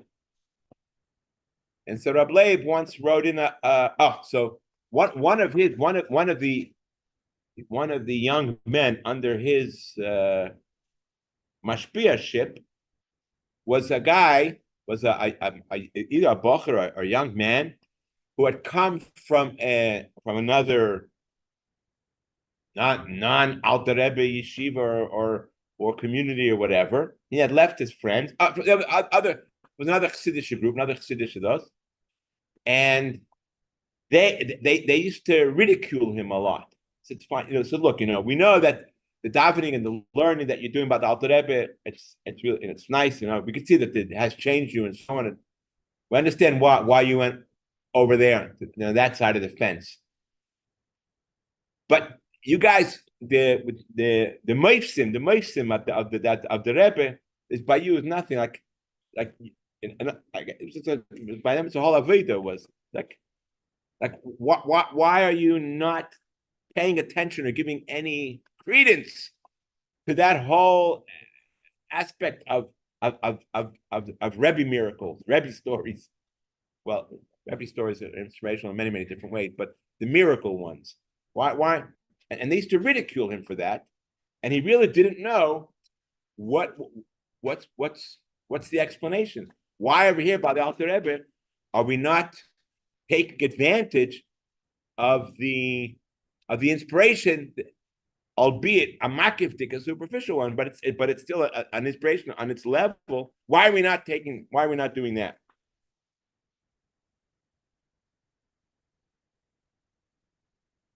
But he was even too embarrassed to even ask about it, this young man. So the Friedrich Rebbe writes that on one of the reports that Rebbe Leib wrote into the Alter Rebbe about the Younger Light was going on, so Alter Rebbe answered and he said, and the Alter Rebbe wrote to Rebbe Leib, this particular younger man, he's troubled, and you need to help him. There's something personal going on with him. Get on top, be on top of it. And then the Alter Rebbe writes, this will be a sign in a mirror and this will be a sign and a wonder for him. So Rabbi Leib, he didn't even know that this younger man, that there was something bothering him or anything. He calls him over and says, look, I got this answer from the Alter Rebbe, that's something bothering you and this and this. And then he shows him the Alter Rebbe, what the Alter Rebbe wrote. This will be for him a sign and a wonder. So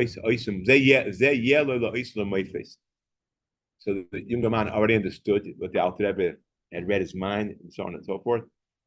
And he told him. So I'm not sure where the answer came from Rabbi Leib or from the Alter Rebbe. But the way Rabbi Yael, I'm not sure if the Friedrich Rebbe writes it exactly this way, or this is Rabbi Yael's explanation of what it is. But the bottom line is that he writes as follows: that if you would take notice, you would realize that you are living the biggest miracle. The fact that you came before you came to the Alter Rebbe, even the Torah that you learned was on a certain level, and now you're learning Chassidus, which is in Yonim Mevelikus, a godly insight, and this godliness, which is something which is totally out of this world, beyond all parameters of this world, and you are absorbing it into your mind, which is a flesh and blood mind.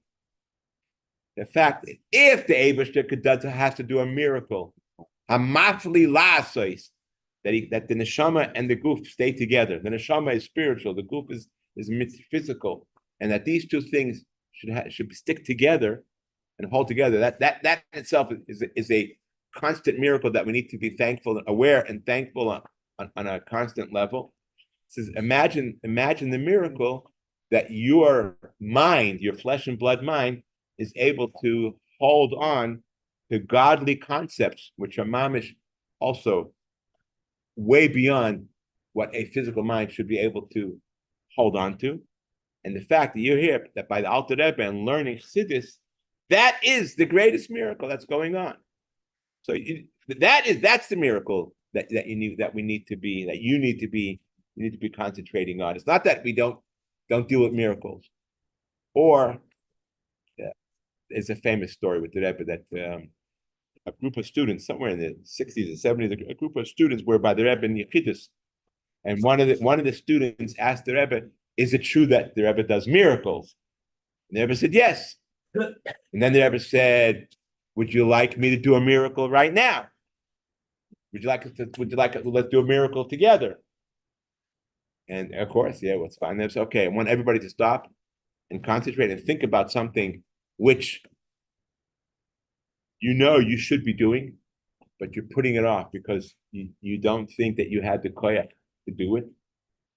And I want you to make a commitment that you're going to do it, and you will see the miracle that what really may have been impossible, because it was beyond your capabilities. It really was. The Rebbe wasn't saying You're not honest with yourself, and you're pushing off things, something which you really should be doing, and you're making excuses for yourself. The Rebbe was taking it at face value. He says you didn't take it, you pushed it off, you avoided it because truthfully, it really was something which was beyond your capabilities. And the Rebbe said, I want you to make that commitment. And the Rebbe said, I'm going to do a miracle. It's not, the Google version of self-help coaching. This is a miracle, the Rebbe is saying. We're going to do a miracle, something which you really could not do before because it was beyond your physical capability. You're going to make a commitment now that you're going to do it. And the Rebbe I'm going to I'll do a miracle, and you'll be able to do something that you weren't able to do before. You will be able to do it. That's going to be the miracle. That you will be able to do something that you really were not able to do before you came into this room, and ask the Rebbe to do a miracle. Yud Beis Tammuz is a miracle, not stam a miracle. It's a miracle which was baked into creation. Right? One of the Rebbe's explanations in Sharichas Ve'amunah is that when the Eibishter created the world, he created the world. This is clear in the Medrash. It says that when he created the world, he created the Yamsuf in such a way that the Yamsuf knew that there was going to have to be a Kriyas Yamsuf, and al derech zeh, the world knew that they were going to have to facilitate a Yud Tes Kislev and a Yud Beis Yud Gimel Tammuz. It's baked into the creation. That miracle. And a miracle means the miracles that we as the Lubavitch Chassidim, that we have the chayus of the miracles is not the superficial part that get excited about. Wow, it's not the wow factor. It's the miracle in since the Alter Rebbe's times. Bayun's a miracle is hamafli la'asos. Hamafli la'asos is the amazing miracle that we live, that we bring godliness into our lives on a level which is beyond comprehension. It's something that the Rebbe promises that every single one of us, at every single moment, that every time that we want to do something godly, to do something to fulfill our shlichus, and to give the Rebbe nachas, and to do something which is going to further the nyanim of hafatzas hamayonus and geula v'chulu, even though it seems it's beyond me. What's going to help? How's it going to work? What's it going to do? You do it. You think again. Let the Rebbe do his share. Let the Rebbe do his share.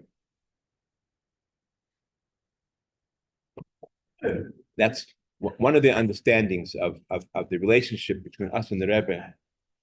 That we're in a partnership. And the Rebbe undertakes to do his share. Says, "You do your share, I'll do my share." And the Rebbe says, and that the Rebbe promises that if you do this and that, this is gonna be the result. Not up to us to figure out, well, how's that going to happen? I don't see it in that. You do your share, Rebbe will do his share. That's the bitachon that we have. The absolute certainty and total, what's not the word, reliance, trust, the total trust. The bitachon, total trust that the Rebbe will do his share. All right.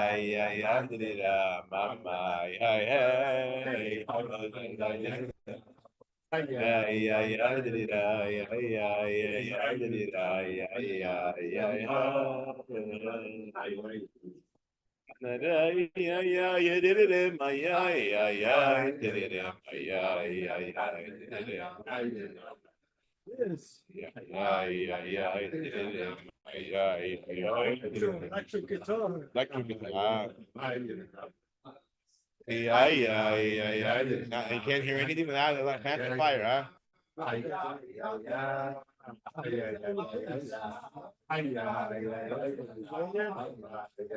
Get it on one time. Wood.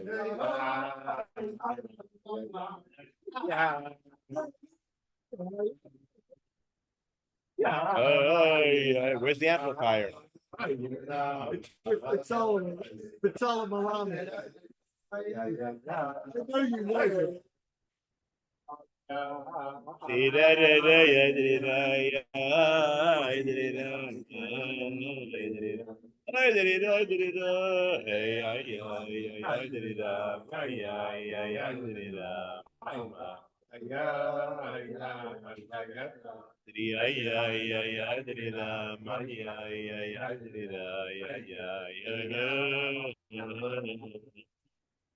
yeah, yeah, yeah,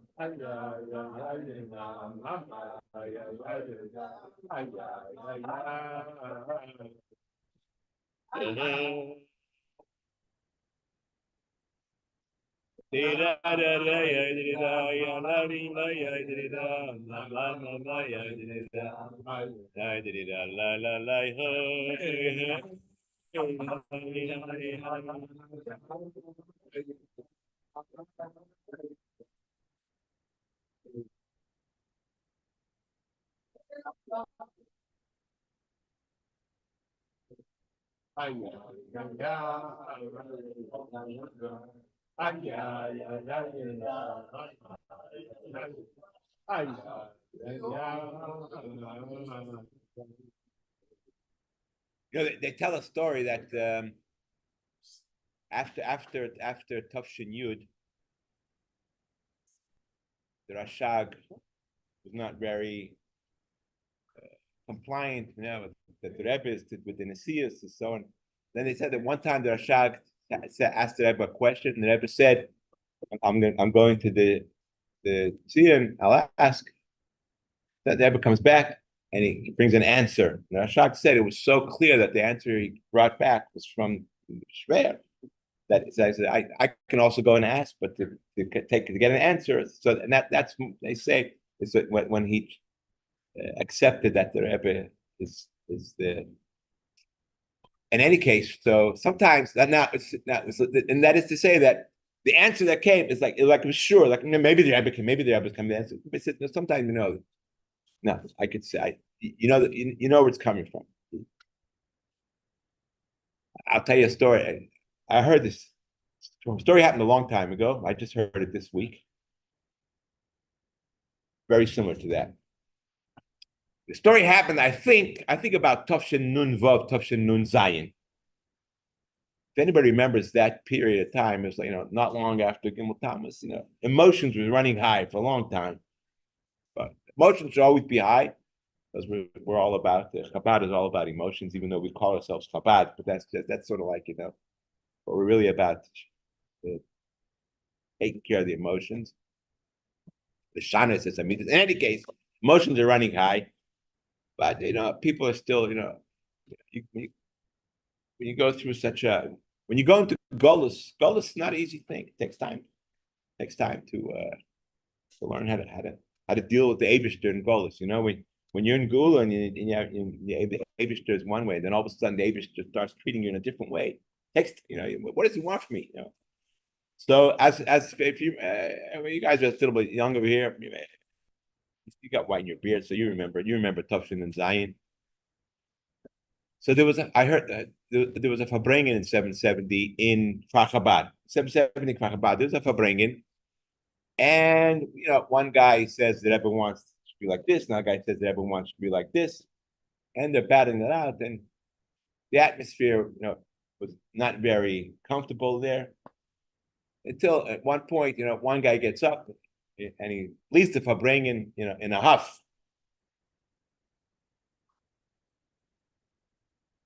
And a half hour later, he comes back. And sits down by the Farbrengen.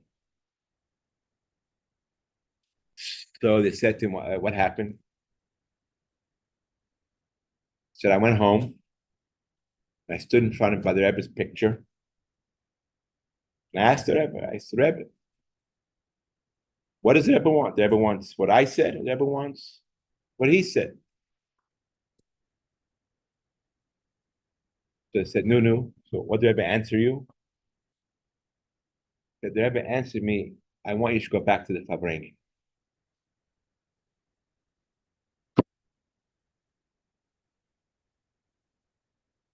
As soon as he came back, the guy who told the story, who was a Bach at the time, said the atmosphere changed. The whole atmosphere changed by the Farbrengen. This guy's willing to listen to what he has to say. This guy's willing to listen to what he has to say. So said, no, you're right. Says, nah, maybe you're right. The whole atmosphere changed. Things like this. Now, the picture didn't talk. Nobody claims that this picture talked.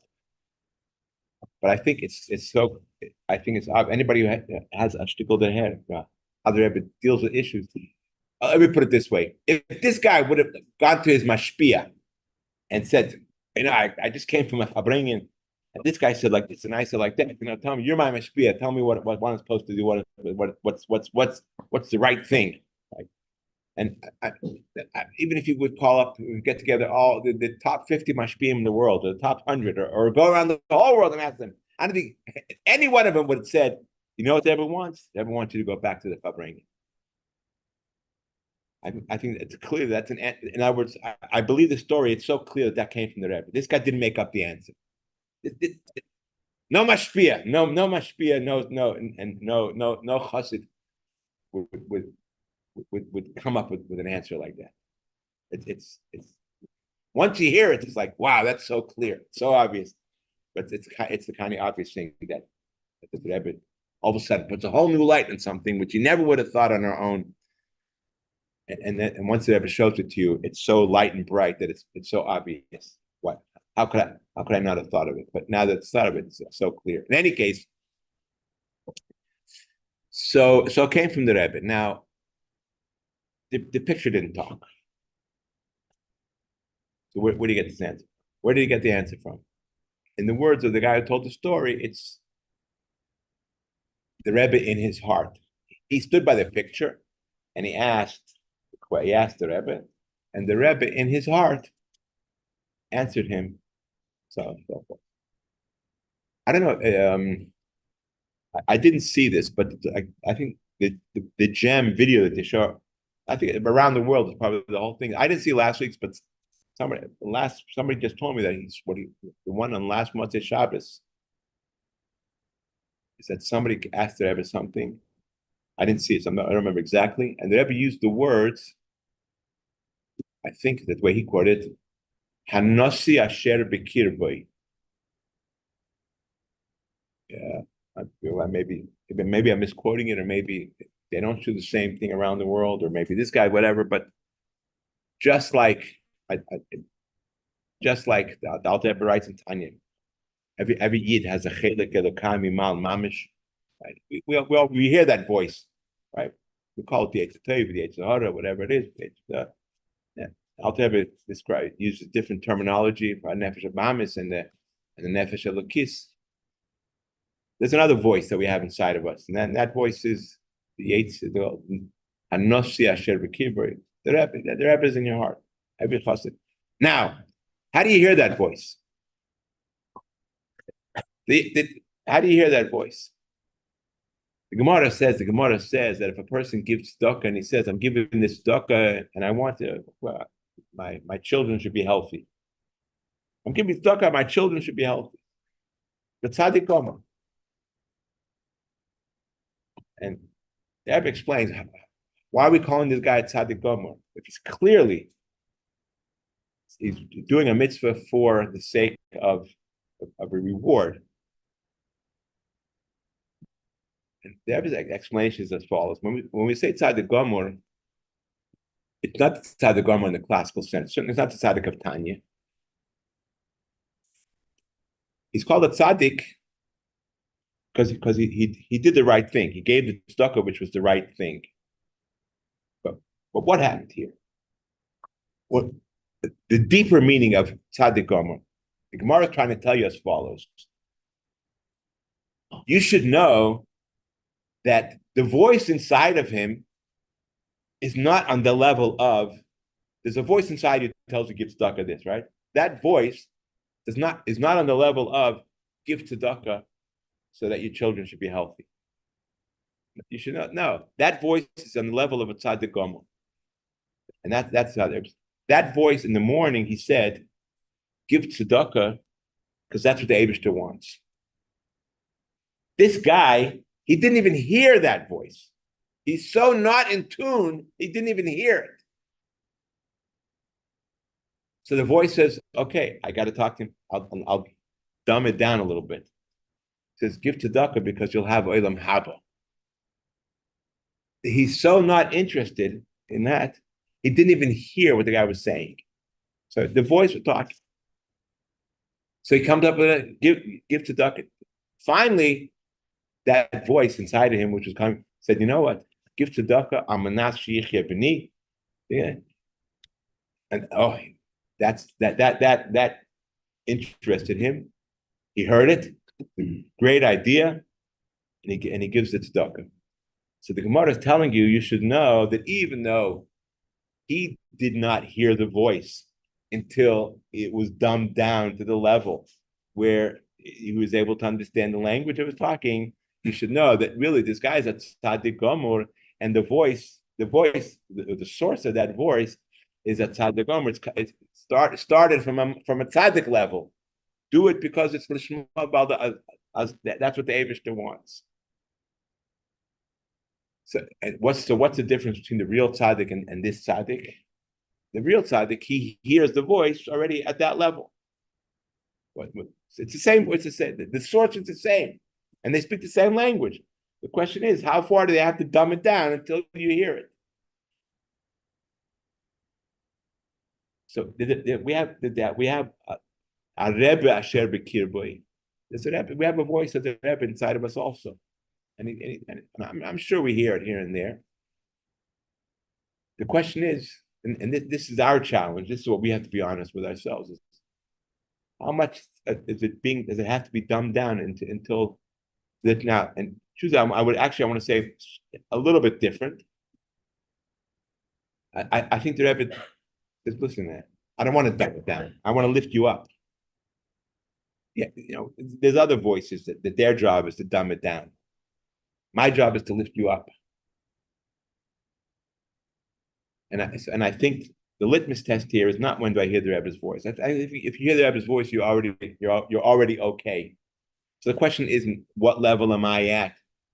What level does the Rebbe have to dumb it down till he reaches me?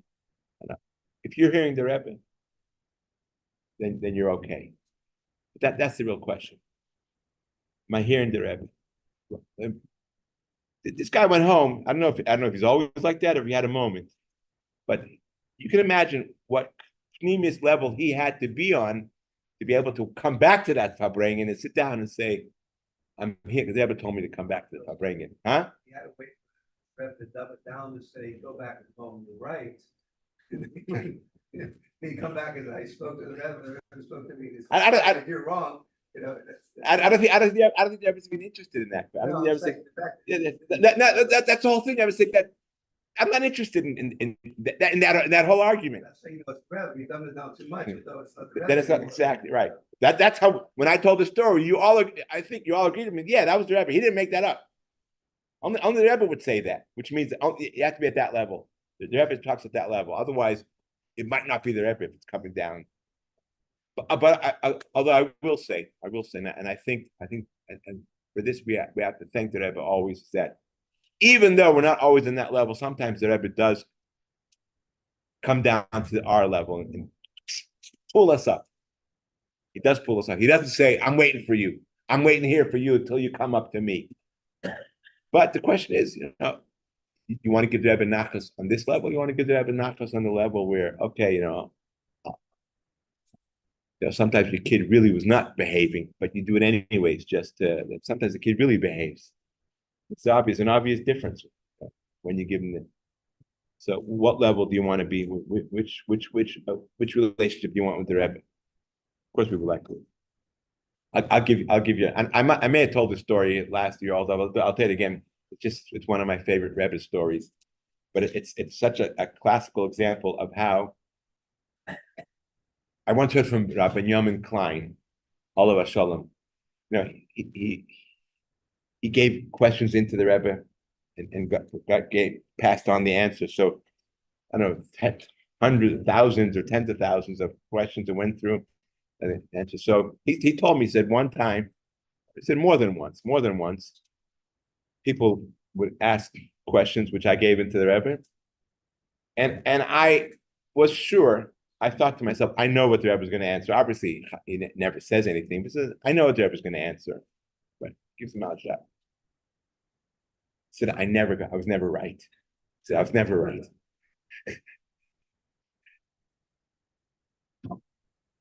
I'll give you a riddle. True story. So if you know the story, don't ruin it for anybody who doesn't know the story. The story happened in Samarkand in the 50s. This was shortly after Topshin Yud, 50s or 60s. I'm not sure. It's somewhere in the 50s or 60s or early 60s. The Chassidim were running in the underground Talmud Torahs and Chadorim with Mesiras Nefesh, and people who had gotten caught paid with their lives for this,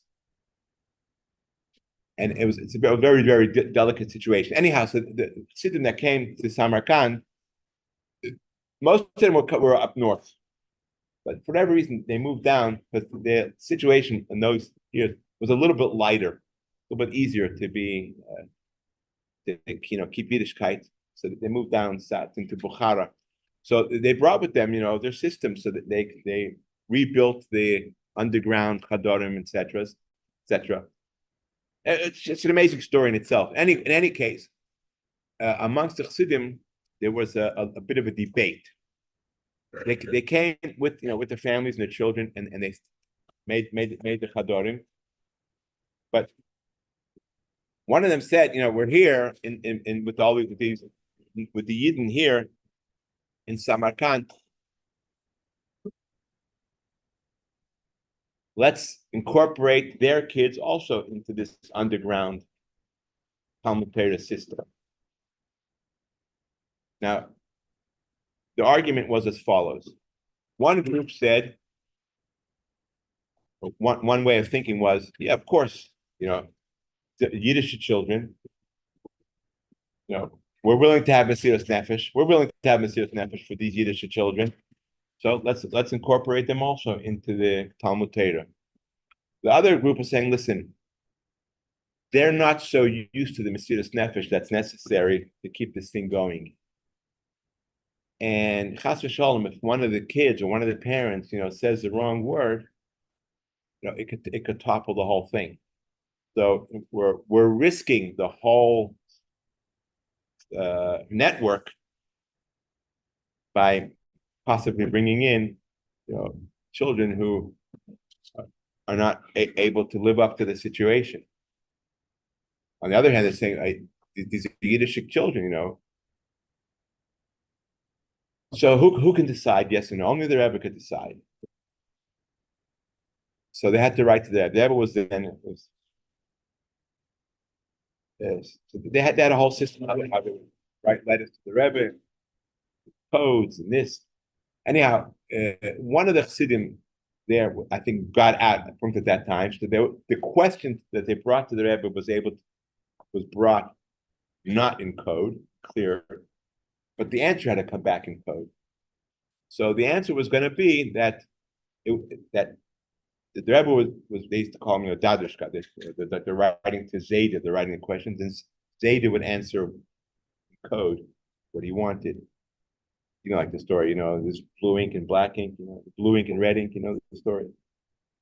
The guy goes to Russia, and they said, listen, we know you can't tell us the situation, what's going on over there.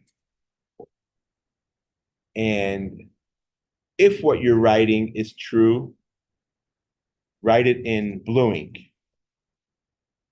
And if what you're writing is exactly the opposite, write it in red ink. So they get a letter in blue ink. And in blue ink, it says everything is wonderful here. This food, this sleeping arrangement, this is the most wonderful country in the world. Mamish, everything you could possibly want is fantastic, except I can't find any blue ink.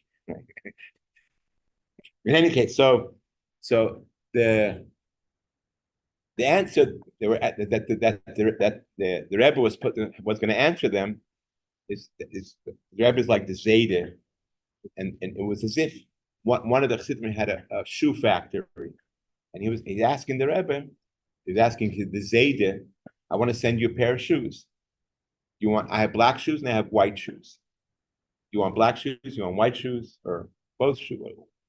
Which shoes do you want? And according to black shoes, white shoes, both shoes, they know which children are supposed to take into the Talmud Torah, to the underground system. It doesn't matter. What did the Rebbe answer? Huh? Both shoes. Huh? Any shoe. Yeah, you're the closest one. The Rebbe says Zayda doesn't know the difference between black shoes and white shoes.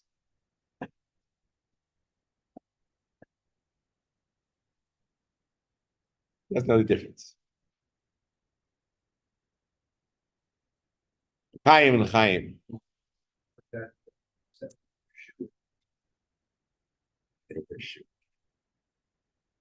Shoe.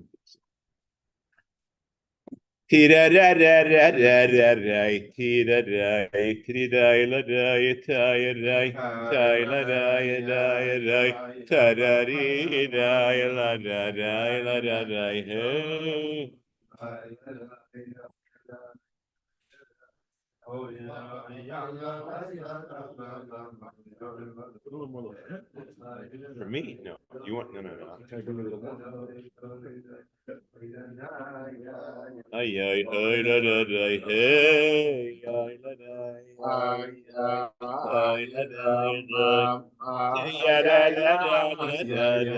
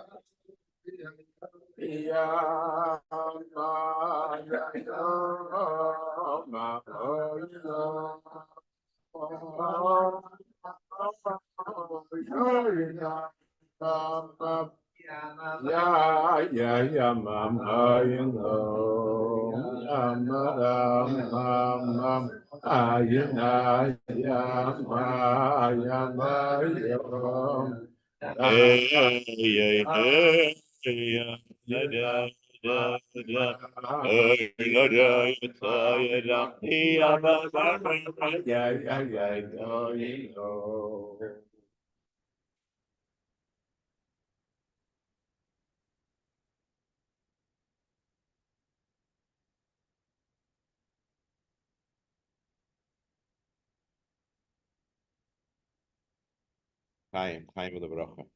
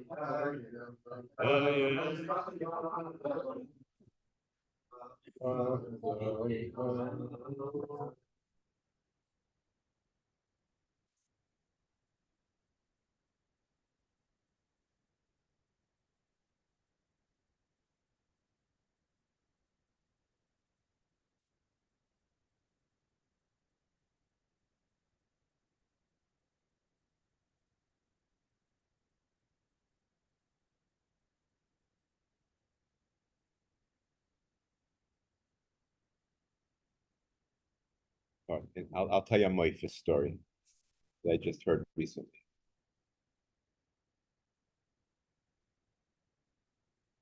I was in an office, a shul that's in an office. So a bunch of guys there. And like it always happens when there's a bunch of guys there on this, especially in Israel nowadays, so everything goes to politics. So, and of course, everybody has an opinion. And one of the lawyers, he's actually, so one of the guys at this conversation was looking up, my brother's cousin, knows somebody who's this guy's neighbor, who's, and he said that they're the neighbor of some high-ranking official. I don't even remember who he said, and in the government or in the army or something, whatever. And then they're about to do this or this and that happen, whatever.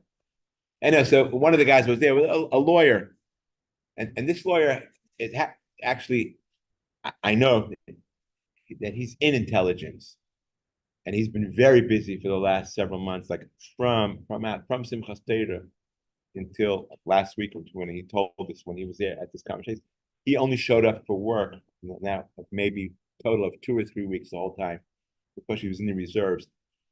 Like about 2 months after he came one day to the office, like you could see on his face, like he was still ashen white, just from what's going on. Like they said, we were up north, and then we were in Gaza, and then we had this and that. And he wouldn't go into great detail what was going on. But in any case, the bottom line is, he says, listen, you heard from somebody who knows somebody who's neighbors with somebody that.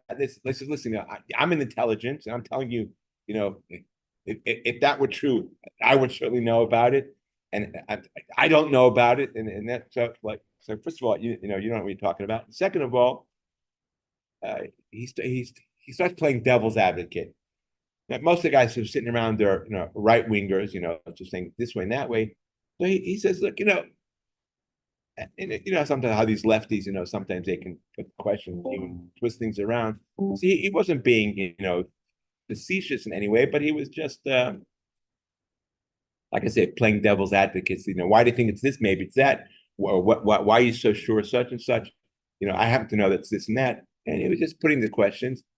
But basically, he was trying to throw a wrench into the situation, but in a friendly way. Not he's just basically he was saying, or in his own words, after a while, he says, why are we talking politics?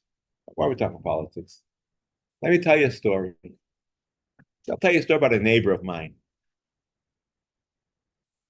His neighbor says, we're friends. We became friends, and he just told my wife this story that happened to him, his own personal story. Now, he said, we knew that he had been wounded many years ago. He was wounded in some military operation, but it was a really serious wound. I'm not sure what it was, but he said he was in rehab for 5 years. So this is a serious situation. And guy says, and my neighbor, he just told my wife the story. And the story goes as follows: that after he was wounded, whatever it was, he was in a coma. And he was in this rehab place, whatever people in comas just go to, whatever to happen. Anyhow, he woke up from his coma. And I guess it must have been a thing, because all of a sudden, like all the nurses and all they all heard about it, and they all came running to see what's going on. And he tells him, he says, and they ask him, what? He says, so I said, I gotta tell you something. He says, I had this vision or a dream. He says that I was in this big hall, and there's all kinds of people going all kinds of different directions, running here, running there, and this and that. And big balagan, and all the way at the end of a hall, some rabbi announces, who wants to live? And I'm all with the other side. I want to live. And I fought my way across the room. I read to this rabbi, I want to live. And then I woke up. So here I am. Like they were amazed. Like, it's like who is this rabbi? I don't know. So the lawyer tells a story. He says they brought him a bunch of pictures and whatever, and his wife said it was the Rebbe. So obviously it was the Rebbe. Anyhow, so this fresh Rebbe story.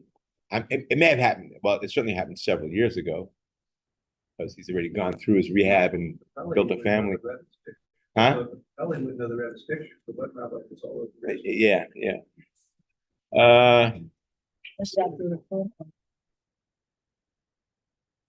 Well, a lot of people know they like.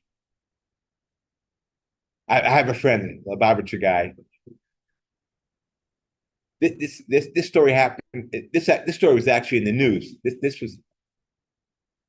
I don't remember how many years ago this was. This was. I'll make a long story short. This guy is a Lubavitcher today, but he was once that. Yeah. How did the story go? I'm trying to remember. So they were. So he was with his friends, and they were putting up. How the culture in Israel with the klepping posters on the bulletin boards, right? Every neighborhood and everything has bulletin boards, and they put up posters of all kinds of different things. That's part of this socialist culture, whatever. Anyhow, so that's how the news gets around, and so they were putting up political posters. This was Bibi in Paris. So he was working with the Bibi guys, and then there was the Paris. So this is like very, very close to the elections. So the thing was that you have to put these posters up at night, and then in the morning, whatever, where people go. So there's a battle, like